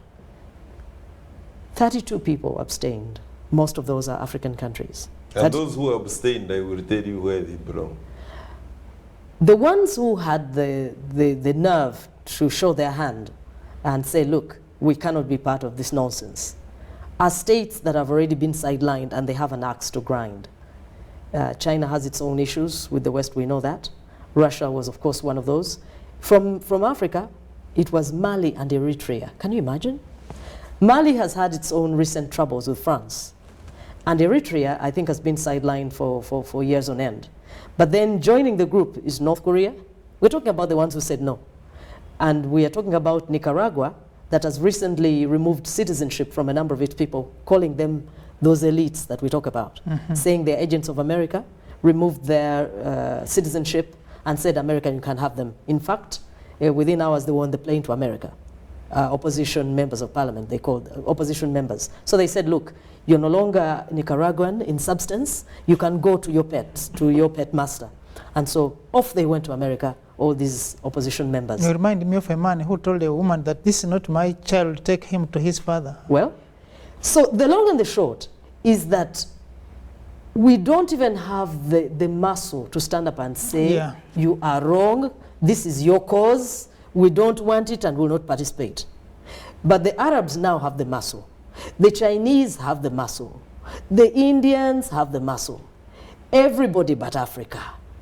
Unless we get ourselves together, we will never influence any foreign policy that is worth our while. They definitely will be going by the sways. And like Americans said, I told you, they said, you don't need any entanglement in an alliance. But Africans were having all these alliances with here.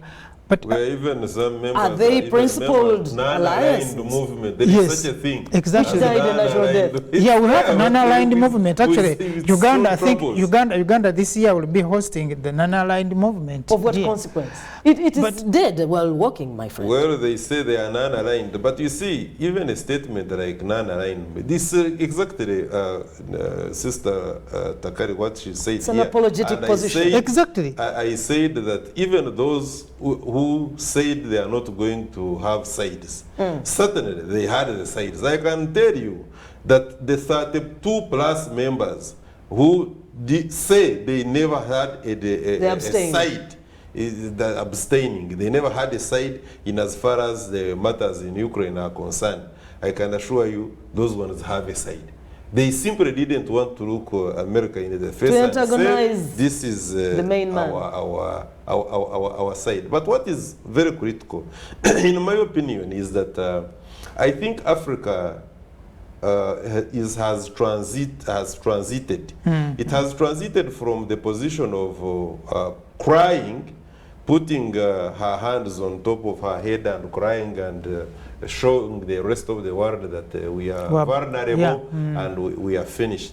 When you look at the accelerated movements that the African Union is doing through all these agencies, like we have already expounded on them, the Africa Free Continental Free Trade Area, when you look at and what it exposes to do, when you look at the levels of seriousness at the Secretariat in Accra of this same agency, which is a brainchild of the African Union, you can see that actually we are going to address quite a number of issues in terms of balance of trade, in terms of infrastructure development, in terms of science and innovation, in terms of currency and how we trade amongst ourselves and how we convert currency. And so in terms of education, in terms of engaging women and youth, to be part of the development agenda of the African continent, in terms of realization of the objectives of the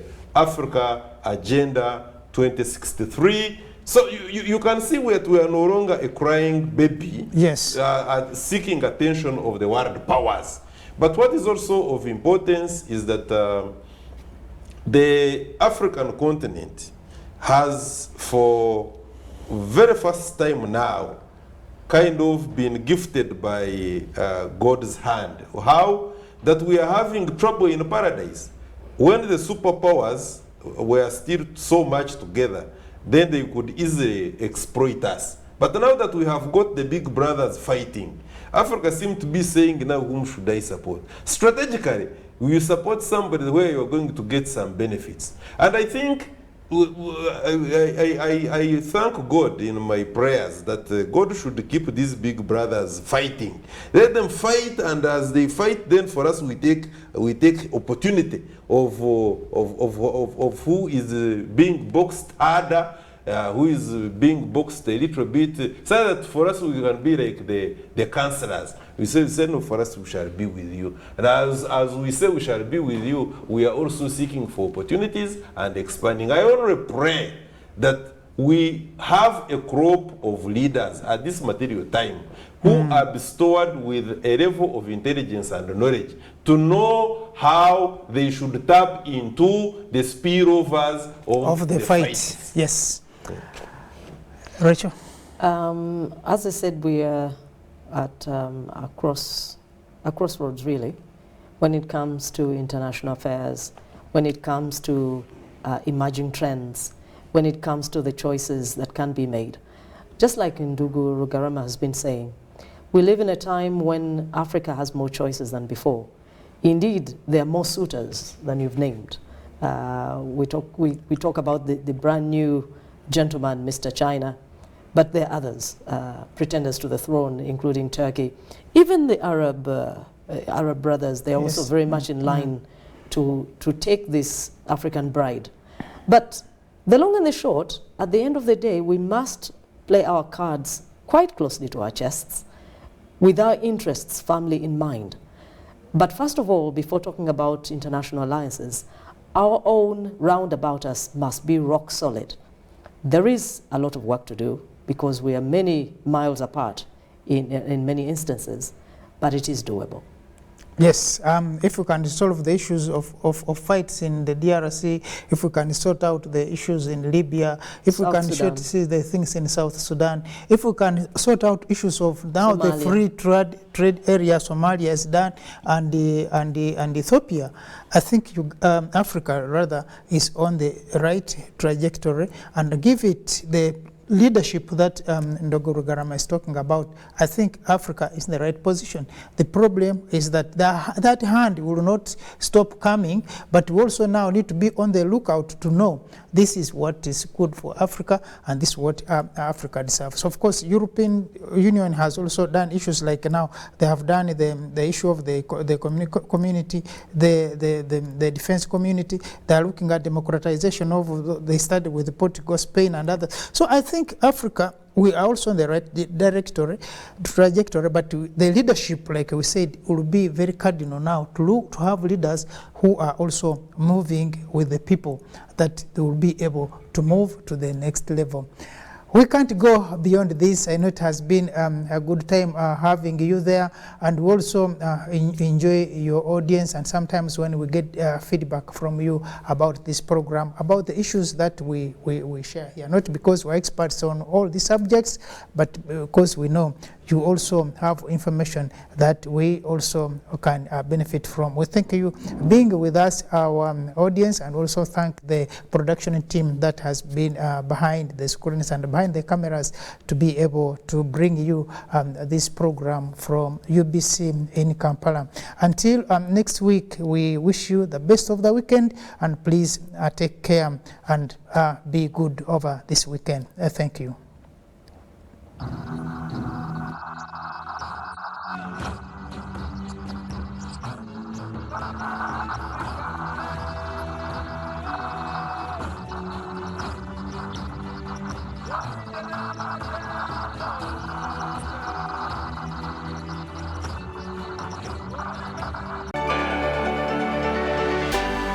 UBC, inspiring Uganda.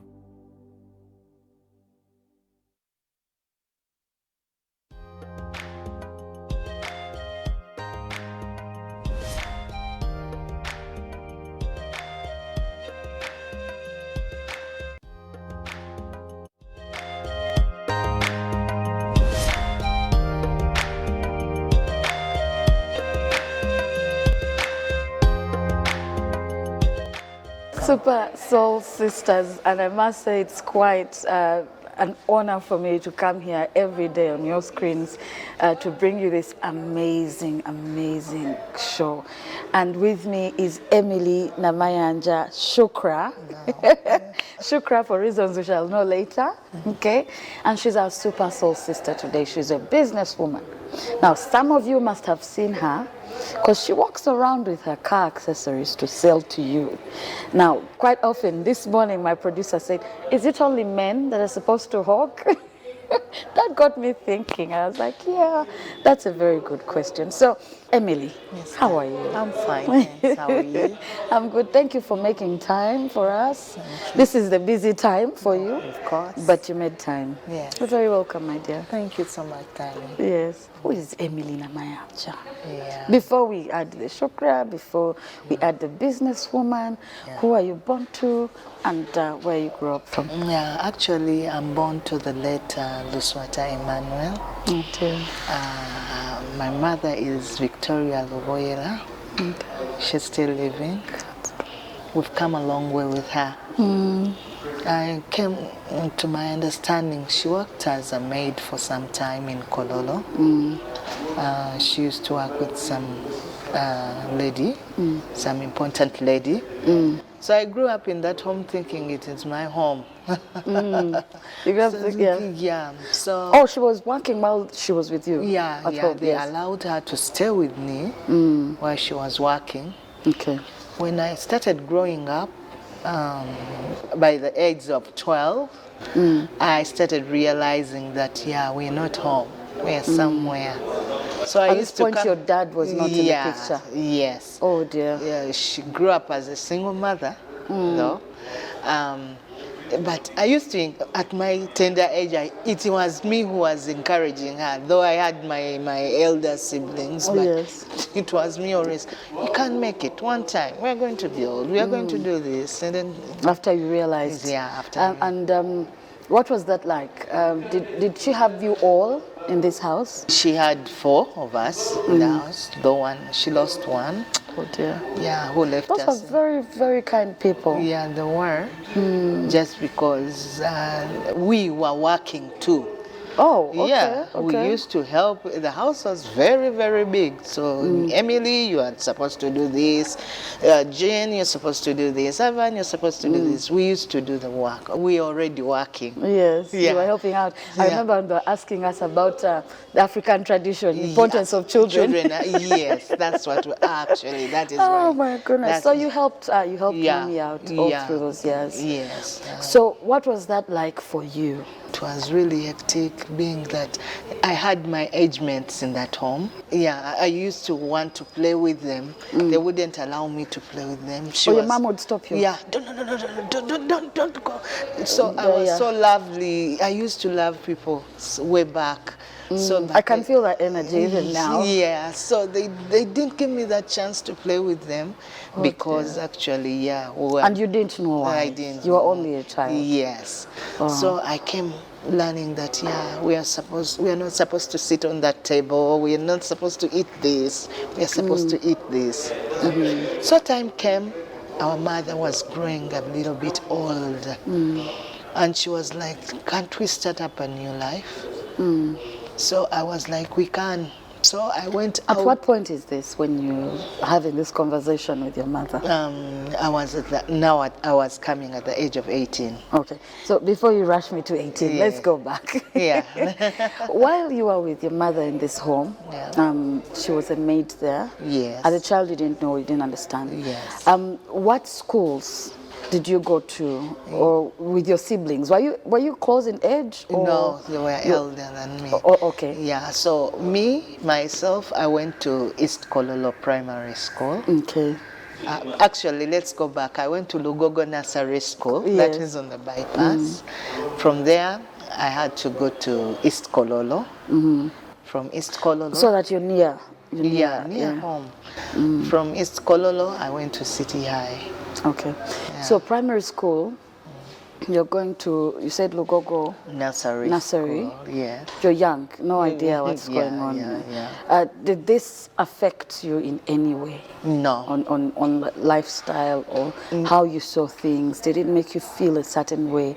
Or you were happy-go-lucky kind of child? Yeah, I was always happy because they used to pack for me porridge. Yes. Yeah, unlike those who always say we used to pack potatoes. Yes, yeah. At least I used to buy a toast of bread and some porridge. Yeah. That is good enough to take you through the day. True.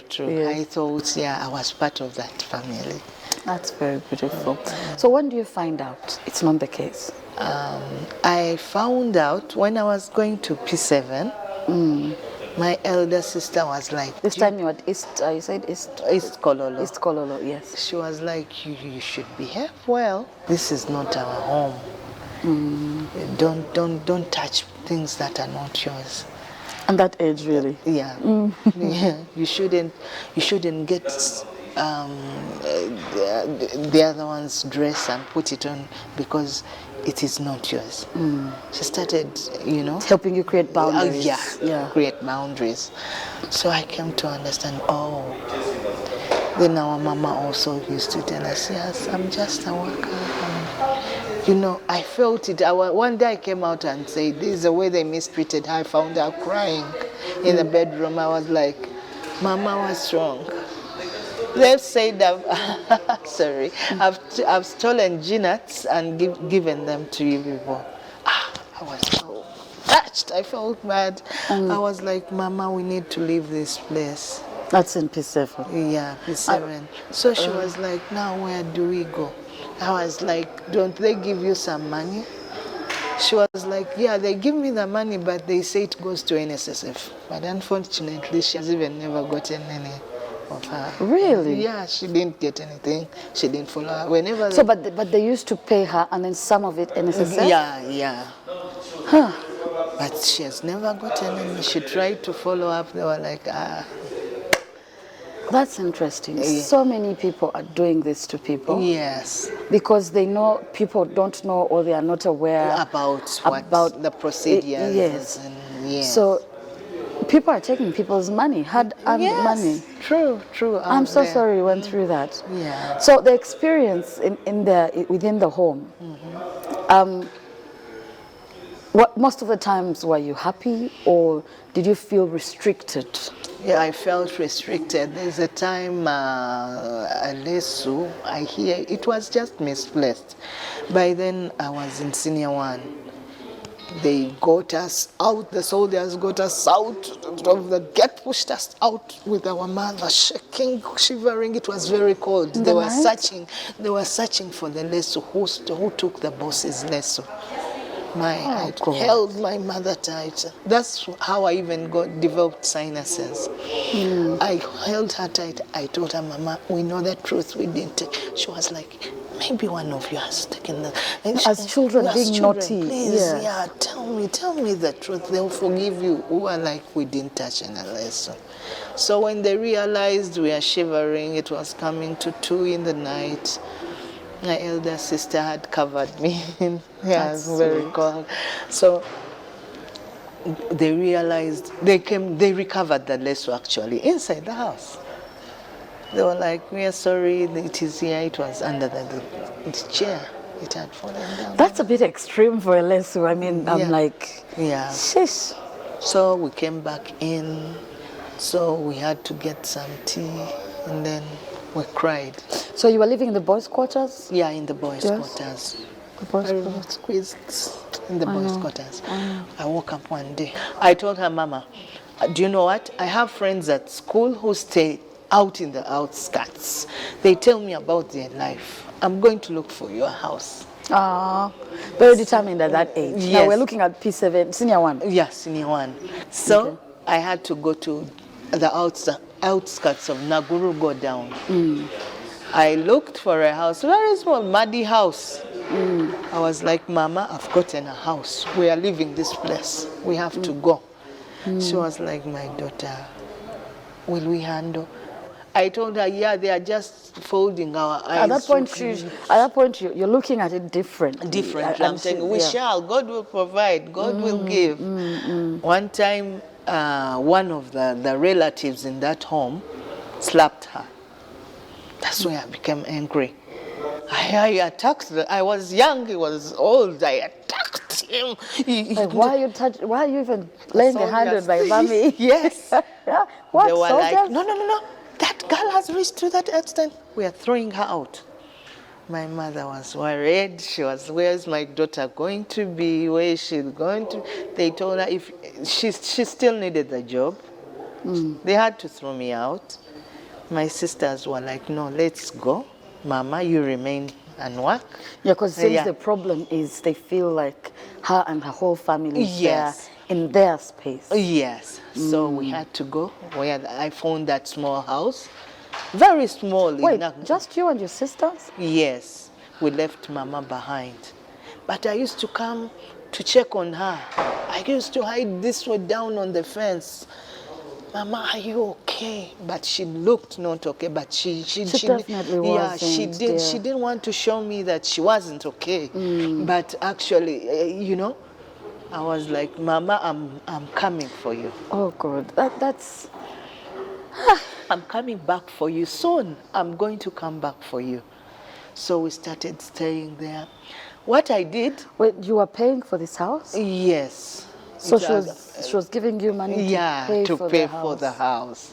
So Did she get a chance to ever come and see you and visit? Yeah, she used to. When they sent her to the market, she comes, she sees us a little bit, she rushes back. I have to rush back. The boss is soon coming back. If she doesn't find me there, I'm going to ABCD, ABCD.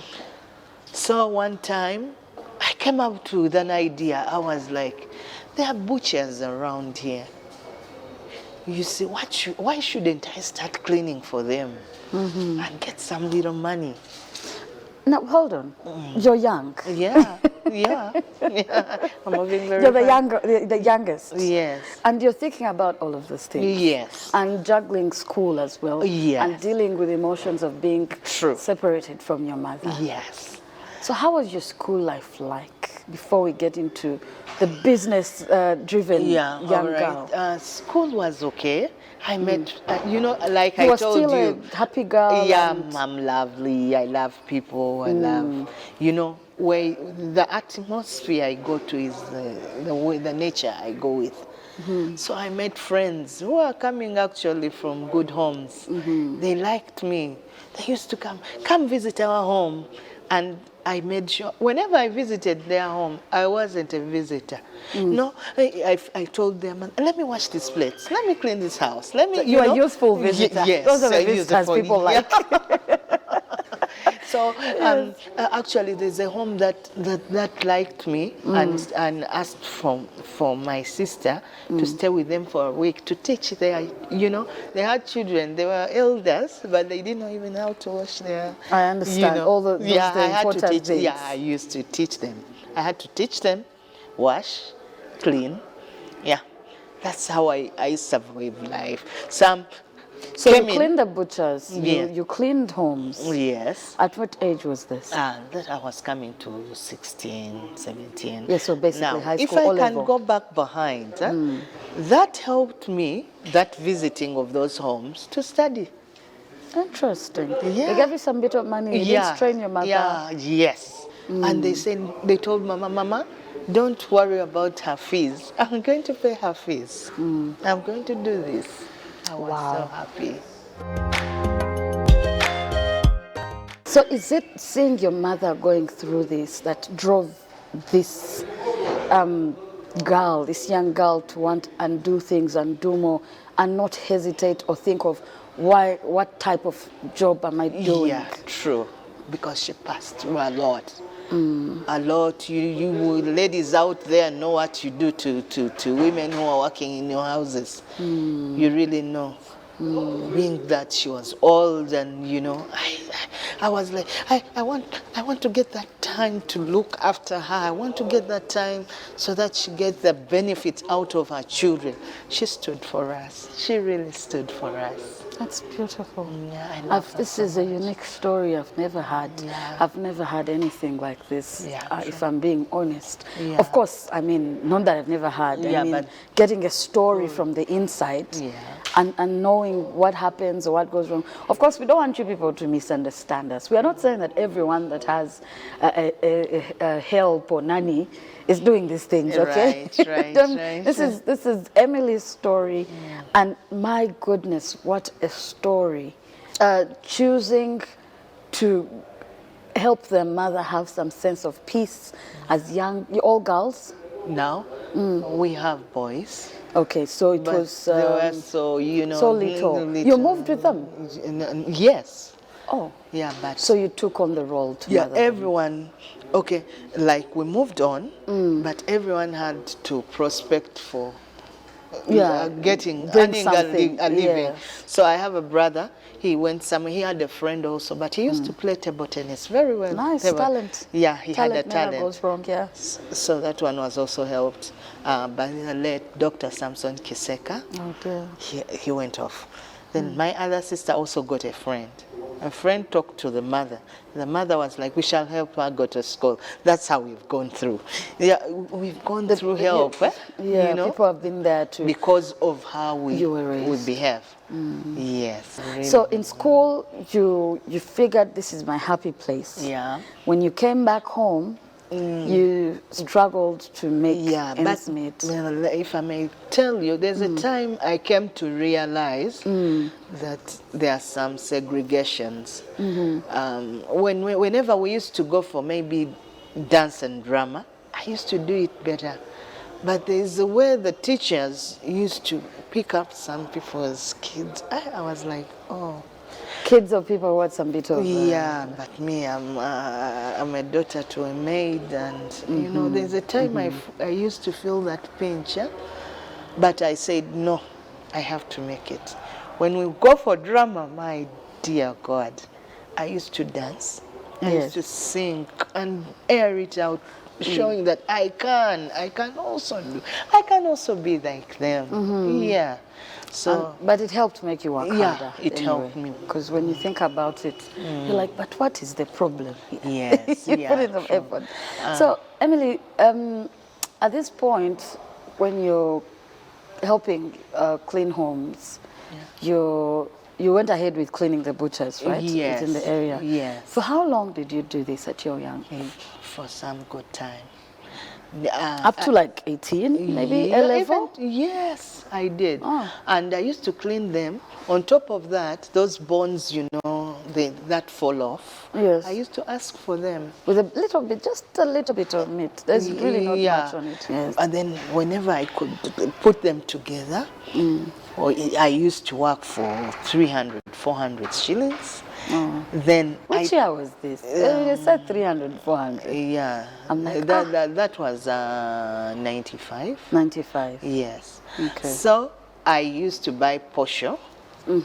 Then these I used to buy bits. The posho for 300. Then tomatoes 500. Then onions 500. Then mix in those bones I've picked down, right? Cook boil. We used to look healthy up to now. This was my size. Yeah, yeah. So that's how we kept on surviving. We used to, you know, you go even out in A level. Yes. So A level, you said you went to Mazolidi. Okay. Yeah, I went to Mazolidi. And you were paying for yourself school. Yeah, I was paying for myself. You went through school. Yeah.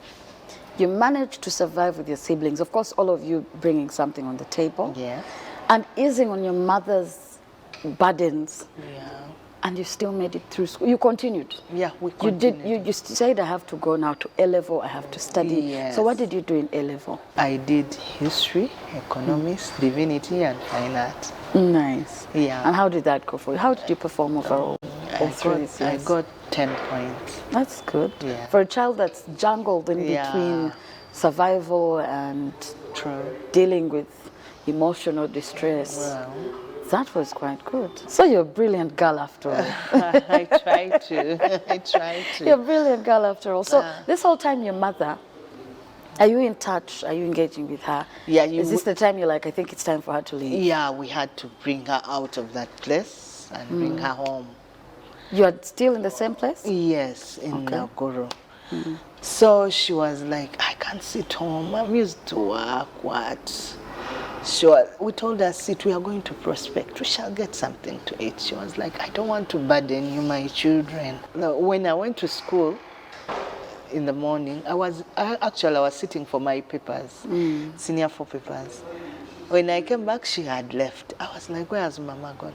Oh, my sisters were like, oh, we've heard that she has gotten a job in some Indian home. You know, she even knows how to prepare Indian food.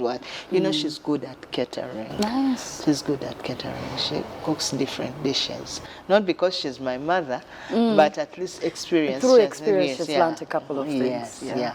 So I was like, give it a try. So time came. Her parents passed away. Oh dear, that's a breaker. No, if we can go back, one of our sisters passed away. She had HIV. Within that time? Within that time, she had HIV. She left us with 2 girls. We had to struggle again. She had babies that she left with you. But now they have actually graduated. Nice, that's beautiful. They were at KIU. Again, through friends, I also went and looked for them bursaries. Nice. So they paid half of the money they were supposed to pay. They behaved so well also. They studied, finished, completed. They're the ones staying with Mama now, looking after Mama. Yes, what are grandchildren for? Yeah.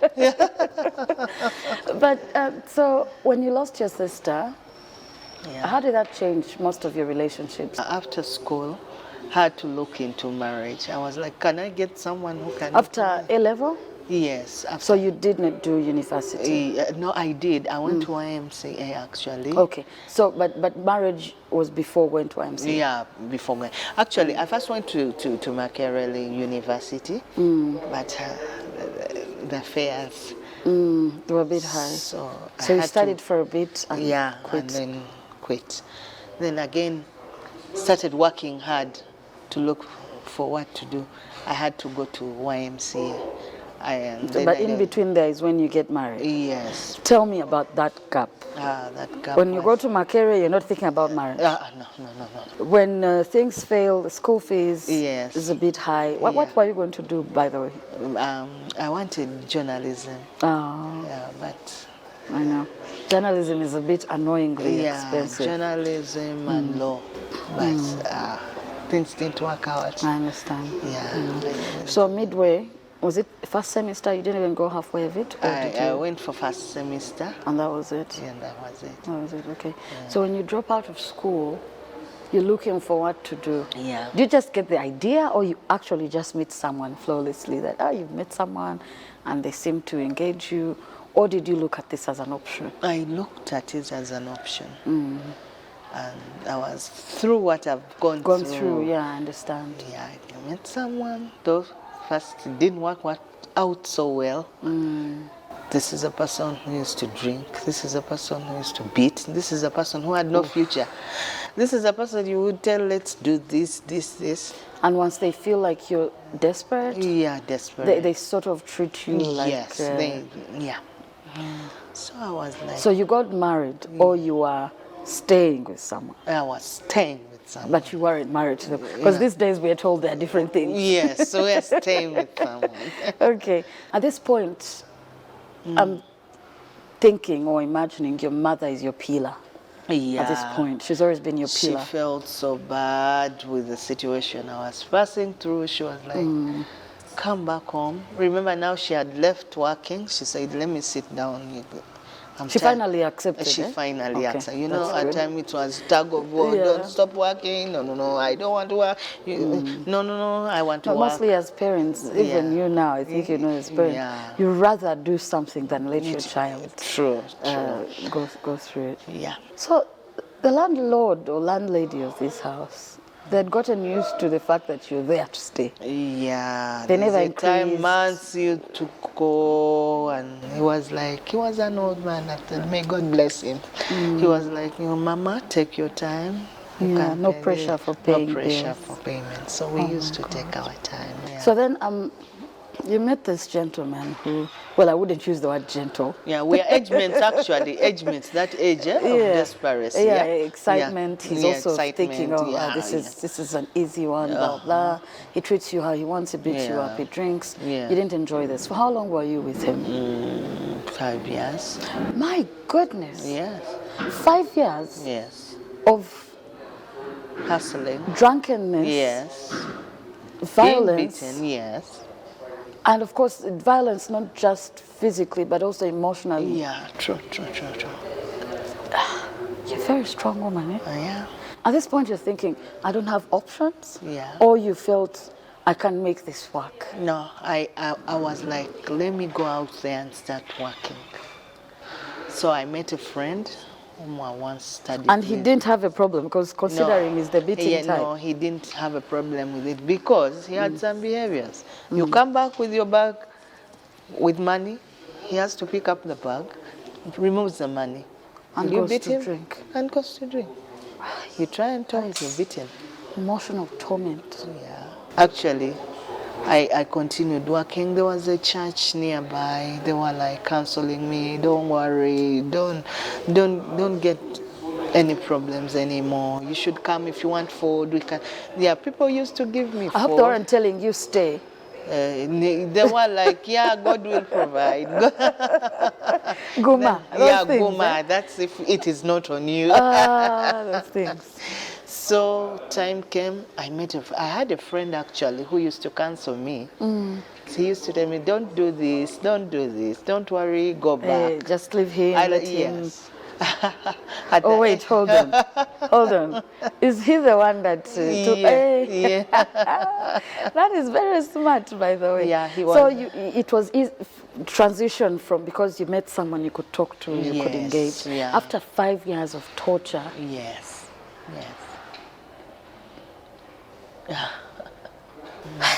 Now, one thing we don't often talk about here is Yeah. violence. You know, most people say it's cliche, it's what women talk about on shows, it's what, yes, but also there's men who have gone through this. Your story has made me think we need to speak about this more and more. It's not just about, I'm in a situation where I need a place to be. Yeah. Sometimes because society has told you, Guma. You get what I'm saying? Yeah. That yes, sometimes it's I have nowhere to go. True. But we've also seen ladies that are in I don't know what positions of society whereby she stays in a very violent relationship. Yeah, and she's like, because that of the kills children, them. because the society has told us that as a woman, where are you going? True. You don't care for your kids if you walk away. You don't care for traditions if you walk away. We also have men who can't say anything because I will be mocked. What type of man are you? Right. So the person now that you meet, but this person is not a Christian. You said there was a church nearby. Yeah, this person meets because me. your other name is Emily, and now Shukran. Shukran. So I'm assuming, should I assume, the man is a Muslim man? Yes. So you went to the church. How did you meet this one along the way? Actually, while I was out there working, I used to work with Leeds Insurance Company. I used Oh wait, 5 years? Yes. You're with this man? Yes. Did you have children with this man? One, actually. I'm the one with him actually paying for his fees. He has No, I finished mean his the prison. one you were with for 5 years, the Yes, violent man. Yes, one kid. You had a child with him or you found him with a child? No, I had a child. You with him. had a child with him? And he had also his 2 others. You're a very patient woman, eh? Yeah. Now when they say women are strong, I don't know what would take it as. It's even an understatement. Yeah. It's an understatement, oh my God. Yeah. I'm not exaggerating, Yeah, people, it's just, this is, so you have a child with him. Yes. He has 2 children. Yes. And you're taking care of his children, or well, your children now. Yeah. I don't want to say. my child. I went away with my child because there's a time he had to run away and go to play with